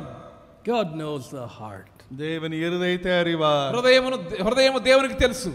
He's not a big buffoon, அவர் பெரிய கோமாளியாக இருந்து ఆయన ఏమీ கொண்டிருக்கவில்லை. హాస్యగాడు కాదు. clowned by tricky people. தந்திரசாலிகளால் வஞ்சிக்கப்படுகிற మంత్రాలతో మనుషులను మోసం நிலையிலே చేసేటువంటి మాయగాడు హాస్యగాడు కాదు. No. இல்ல இல்ல లేదండి. Don't think we can fool God. தேவனை நாம் ஏமாற்றலாம் என்று யோசிக்க దేవుణ్ణి வேண்டாம். మోసం చేయొచ్చు అనుకోవద్దు. Luke chapter 17, லூக்கா 17 లూకా 17 verse 5. 5ஆம் வசனம். 5వ వచనం. The apostle said unto him, Lord, increase our faith. அப்பொழுது அப்போஸ்தலர் கர்த்தரை நோக்கி எங்கள் விசுவாசத்தை வார்த்திக்க பண்ண வேண்டும் என்றார்கள். అపోస్తలులు మా విశ్వాసం వృద్ధి పొందించమని ఆయన ప్రభుతో చెప్పగా, Lord said, if he had faith as a grain of mustard seed, he might say unto this sycamore tree, be thou plucked up by the root, and be thou planted in the sea, and it should obey thee.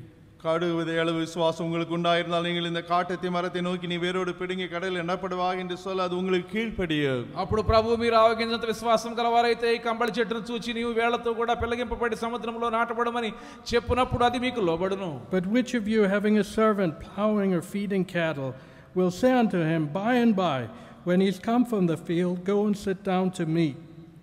உங்களில் ஒருவனுடைய ஊழியக்காரன் உழுது அல்லது மந்தை மேய்த்து வயலிருந்து வரும்பொழுது எஜமானவனை நோக்கி நீ முன்பு போய் சாப்பிட்டு வா என்று அவனுக்கு சொல்லுவானோ?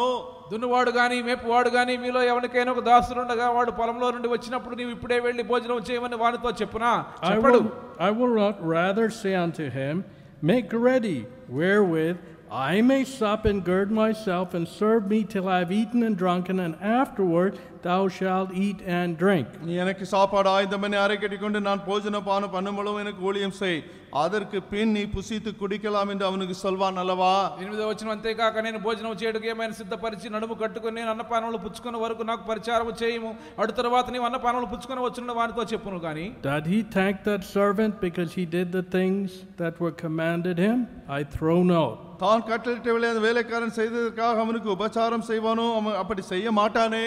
ఆ దాసుడు ఆజ్ఞాపించబడిన పనులు చేసినందుకు వాడు దయ చూపినని వాణ్ణి మెచ్చునా? So likewise he, when ye have done all those things which are commanded you, say, we are unprofitable servants. We have done that which was our duty to do. நீங்களும் உங்களுக்கு கட்டளையிட்ட யாவற்றையும் செய்த பின்பு நாங்கள் அப்பிரயோஜனமான ஊழியக்காரர், செய்ய வேண்டிய கடமையை மாத்திரம் செய்தோம் என்று சொல்லுங்கள் என்றார். 10వ వచనం, అటువలే మీరును మీకు ఆజ్ఞాపించబడినవని చేసిన తర్వాత మేము నిష్ప్రయోజకులమైన దాసులము, మేము చేయవలసినవే చేసి ఉన్నామని చెప్పుడనెను. What a greater thing. There's nothing greater than serving the Lord. கர்த்தருக்கு ஊழியம் செய்வதை காட்டிலும் மேலான பெரிய காரியம் என்று ஒன்றுமில்லை. ప్రభువుకు సేవ చేయడం కంటే గొప్ప కార్యం మరేదీ లేదు. In whatever facet. எந்த ரீதியிலே நாம் செய்தாலும் ఏ சரி. రీతిగా ఆయన సేవ చేసినా సరే. And do we look for thanks?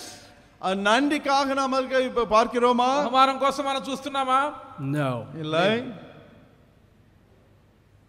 That verse 9, doth he thank that servant because he did the things that were commanded him? தான் கட்டளையிட்டவளை அந்த வேலைக்காரன் செய்ததற்காக அவனுக்கு உபச்சாரம் செய்வானோ? ఆ దాసుడు ఆజ్ఞాపించబడిన పనులు చేసినందుకు వాడు దయ చూపినని వాణ్ణి మెచ్చునా? I throw not. அப்படி செய்ய மாட்டானே. మెచ్చడు. For likewise when ye have done all those things which are commanded you, saying, we are unprofitable servants. We have done that which was our duty to do. அப்படியே நீங்களும் உங்களுக்கு கட்டளையிட்ட யாவற்றையும் செய்த பின்பு நாங்கள் அப்பிரயோஜனமான ஊழியக்காரர், செய்ய வேண்டிய கடமையை மாத்திரம் செய்தோம் என்று சொல்லுங்கள் என்றார். మీరును మీకు ఆజ్ఞాపించబడినవన్నీ చేసిన తర్వాత నిష్ప్రయోజకమైన దాసులము మేము చేయవలసినవే చేసి ఉన్నామని చెప్పుడి. The Bible says, బైబిల్ చెప్తా ఉంది, to whom much is given, ఎవరికి అధికం கொடுக்கப்பட்டதோ, ఎవరికి ఎక్కువగా ఇవ్వబడునో, much will be required. அவரிடத்தில் அதிகம் கேட்கப்படும், వాని దగ్గర నుండి ఎక్కువగా ఎదురు చూడబడుతుంది. God has given this fellowship much light.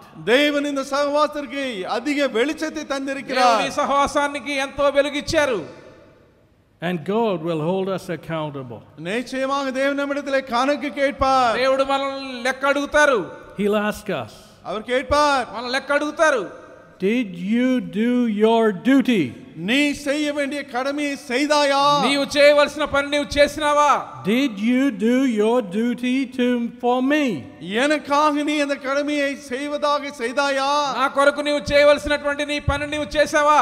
That's the question God's going to ask us all. நாம் எல்லாரையும் தேவன் கேட்க போகிற கேள்வி அதுதான். మనందరినీ దేవుడు అడగబోయేటువంటి ప్రశ్న అదే. When he returns, அவர் திரும்பி வரும் பொழுது, ఆయన తిరిగి వచ్చినప్పుడు, did you do your duty? நீ உன் கடமையை செய்வாய் என்றால், నీ పని నీవు చేసావా? Then he'll say, அப்பொழுது சொல்வாய், well done, thou faithful servant. அப்பொழுது அவர் சொல்வார், நல்லது உண்மையும் உத்தமமான ஊழியக்காரனே என்று. బలా నమ్మకమైన మంచి దాసుడా. Or he says, இல்லை என்றால் சொல்லுவார், లేకపోతే depart from me. என்னை விட்டு அகன்று போங்க. నా యొద్ద నుండి తొలగిపోండి అని చెప్తారా? Either one or the other. ஒன்று எது இல்லை என்றால் அது. ఇది గాని అది గాని ఏదో ఒకటి జరుగుతది. And he will not have time to listen to your excuses. உன்னுடைய சாக்கு போக்குகளை அங்கு கேட்க அவருக்கு நேரம் இராது. మీరు చెప్పే సాకులు వినడానికి ఆయనకి అప్పుడు సమయం ఉండదు. Have we done our duty as unto the Lord? நாம் செய்ய வேண்டிய கடமை கர்த்தருக்கு என்று செய்திருக்கிறோமா? మనం చేయవలసిన పనిని ప్రభువుకు చేసినట్లుగా చేస్తూ ఉన్నామా? Or do we seek to fill our bellies? இல்லை நம்முடைய வயிற்றை நிரப்பதான் பார்த்து கொண்டு இருக்கிறோமா? లేక మన కడుపు నింపుకోవడానికే ప్రయత్నం చేస్తా ఉన్నామా? We are unprofitable servants. అప్రయోజనమైన ஊழியக்காரர் நாம். మేము నిష్ప్రయోజకులమైన దాసులము. We have done that which was our duty to do. நாம் செய்ய வேண்டிய கடமையை மாத்திரம் செய்தோம். మేము చేయవలసినవే చేసి ఉన్నాము. Are we doing the duty God has entrusted to us? தேவன் நமக்கு ஒப்புவித்த கடமையை நாம் செய்து கொண்டு இருக்கிறோமா? ప్రభు మనకు అప్పగించినటువంటి పనులు మనం చేస్తూ ఉన్నామా? He's given us his word. அவருடைய வசனத்தை நமக்கு அவர் தந்திருக்கிறார். తన వాక్యం మనకి ఇచ్చారు. There's tremendous responsibility which comes with privilege. இந்த శ్లాఘ్యతోడు வரக்கூடிய இந்த మహా பெரிய பொறுப்பு, ఆధిక్యత వలన వచ్చేటువంటి అద్భుతమైనటువంటి బాధ్యత ఉంటది. When we have the privilege of having God's word in our life, தேவனுடைய வார்த்தையின் இந்த பெரும்படியான శ్లాఘ్యతను வாழ்க்கையிலே கொண்டிருக்கும் பொழுது, దేవుని యొక్క వాక్యం మన జీవితాల్లో కలిగి ఉండే ఆధిక్యత మనకున్నప్పుడు, there comes with it a tremendous responsibility. அதோடு கூட ஒரு பயங்கரமான பெரிய பொறுப்பும் கூட வருகிறது. ఆ ఆధిక్యత ద్వారా అద్భుతమైనటువంటి బాధ్యత వస్తది. A responsibility which God will hold us accountable. தேவன் நம்மிடத்திலே கணக்கு கேட்க போகிற ஒரு பொறுப்பு அது. ఆ బాధ్యత విషయంలో దేవుడు మన లెక్క అడిగేటువంటి బాధ్యత అది. Have we done our duty? நம் கடமையை நாம் మన செய்திருக்கிறோமா? పనులు మనం చేసినామా? Have we been faithful in the duty God has entrusted to us? தேவன் நமக்கு ஒப்புவித்த காரியங்களில் நாம் உண்மையுள்ளவர்களாக இருந்து வந்து இருக்கிறோமா? దేవుడు మనకు అప్పగించిన బాధ్యతల్లో నమ్మకంగా ఉన్నామా? Let us search our hearts. நம் இருதயங்களை ஆராய்ந்து మన హృదయాలు పరీక్షించుకుందాం. Those led of God's Spirit, please lead in prayer. தேவனுடைய ஆவினாலே ஏவப்பட்டவர்கள் தயவு செய்து ஜெபத்திலே வழி దేవుని ఆత్మతో நடத்துங்கள். నడిపించబడిన వారు దయచేసి ప్రార్థన Let చేయండి. us pray. ஆம் ஜெபிப்போம். ప్రార్థన చేసుకుందాం. Lord, truly we have failed in our duty. எங்களுடைய கடமையிலே நிச்சயமாக நாங்கள் தவறி போனோம் ஆண்டவரே. ప్రభువా, నిజముగా మా యొక్క విధుల్లో మేము విఫలమైపోయినాం. We think we have done such a big job for you. ஏதோ பெரிய ஊழியத்தை உமக்கு செய்தோம் என்பதாக நாங்கள் யோசிக்கிறோம். మేము చాలా పెద్ద సేవ చేస్తున్నాం అనుకుంటూ ఉన్నాం. There's so many people dying எத்தனையோ in their மக்கள் sin. பாவத்திலே மரித்து கொண்டிருக்கிற வேளையிலே ఎంతో మంది వారి పాపములో మరణిస్తూ ఉన్నారు. We have just looked for pats on our back. எங்களுக்கு பாராட்ட வேண்டும் என்று தான் நாங்கள் யோகி பார்த்து మా கொண்டிருந்தோம். వెనక ఉన్నటువంటి వాటినే మేము చూసుకుంటూ ఉన్నాం. We have not served you with a sincere heart. உண்மையான நேர்மையான இருதயத்தோடு உமக்கு ஊழியம் செய்யவில்லையே. యథార్థ హృదయంతో మిమ్మల్ని సేవ చేయడం లేదు. We have failed in our duty. எங்களுடைய கடமையில் நாங்கள் தவறி போனோம் ஆண்டவரே. విధులలో మేము తప్పిపోయినాం. We are deserved to be dismissed. நிச்சயமாக வெளியே அனுப்பப்பட லாயக்குள்ளவர்கள் நாங்கள். మమ్మల్ని పక్కకు పెట్టడానికి మేము తగిన వారమే. Thank you, Lord, that you're a long-suffering God. ஆனால் நீ நீடிய பொறுமையுள்ளவராக இருப்பதற்காக ஸ்தோத்திரம் ஆண்டவரே. ప్రభువా మీరు దీర్ఘశాంతం గల దేవుడు కాబట్టి మీకు వందనములు. The eternal duty you have entrusted to us. எங்களுக்கு கொடுத்த இந்த நித்திய பொறுப்பு, మాకు అప్పగించబడిన నిత్యమైనటువంటి ఈ యొక్క బాధ్యతలు. One day when you return, ஒரு நாள் நீ திரும்பி வருவீர். ఒక దినాలు మీరు తిరిగి వస్తారు. and we see the signs of the time all around us. அப்பொழுது எங்களை சுற்றிலும் நீர் கொடுத்த பொறுப்புகளை நான் பார்ப்போம். మా చుట్టూ అనేకమైన సూచనలు మేము చూస్తూ ఉన్నాం. The Lord's return draweth nigh. கர்த்தருடைய வருகை சீக்கிரமாய் வருவதற்குரிய அடையாளத்தை சுற்றி பார்க்கிறோம். ప్రభువు రాకడ సమీపిస్తుందనే సూచనలు. Have we done our duty to you? உமக்கு நாங்கள் செய்ய வேண்டிய கடமையை செய்திருக்கிறோமா? మీ కొరకు మేము చేయవలసినవి And చేస్తున్నామా? your eternal kingdom. உம்முடைய நித்திய ராஜ்யத்திற்காக మీ నిత్య రాజ్యము కొరకై. Or have we served ourselves? இல்லை எங்களுக்கே சுயமாய் ஊழியம் లేక செய்திருக்கிறோமா? మాకు మేమే సేవ చేసుకున్నామా? Lord, you know us. ஆண்டவரே நீர் எங்களை அறிவீர். ప్రభువా మీరు ఎరిగి ఉన్నారు. Search our heart. எங்களை ஆராய்ந்து మా பாரும் హృదయాలు ஆண்டவரே. పరిశోధించండి. You're a God who tries the reins. எங்களுடைய உள்ளந்தரங்களை சோதித்தறியும். మీరు అంతరంద్రియములను పరిశోధించే You దేవుడు. know us the secret motives of the heart. இருதயத்தின் உள்ளான நோக்கங்களை நீர் அறிந்திருக்கிறீர். హృదయములో ఉన్న రహస్య ఉద్దేశాలు మీకు There's తెలుసు. nothing hid that shall be not uncovered. வெளியரங்கமாகாத மறைபொருள் என்று ஒன்றுமில்லை. రహస్యమైనది ఏది తెలియబడకపోదు. Have mercy upon us, we pray. எங்கள் மேல் இரக்கமாயிரும் ஆண்டவரே. మా మీద కనికరం ఉంచండి ప్రభువా. In Jesus' name. இயேசுவின் நாமத்திலே యేసు నామములో అడుగుచున్నాము. Amen. Please pray on. தொடர்ந்து ஜெபித்துக் கொண்டிருங்க. దయచేసి ప్రార్థనలో కొనసాగండి.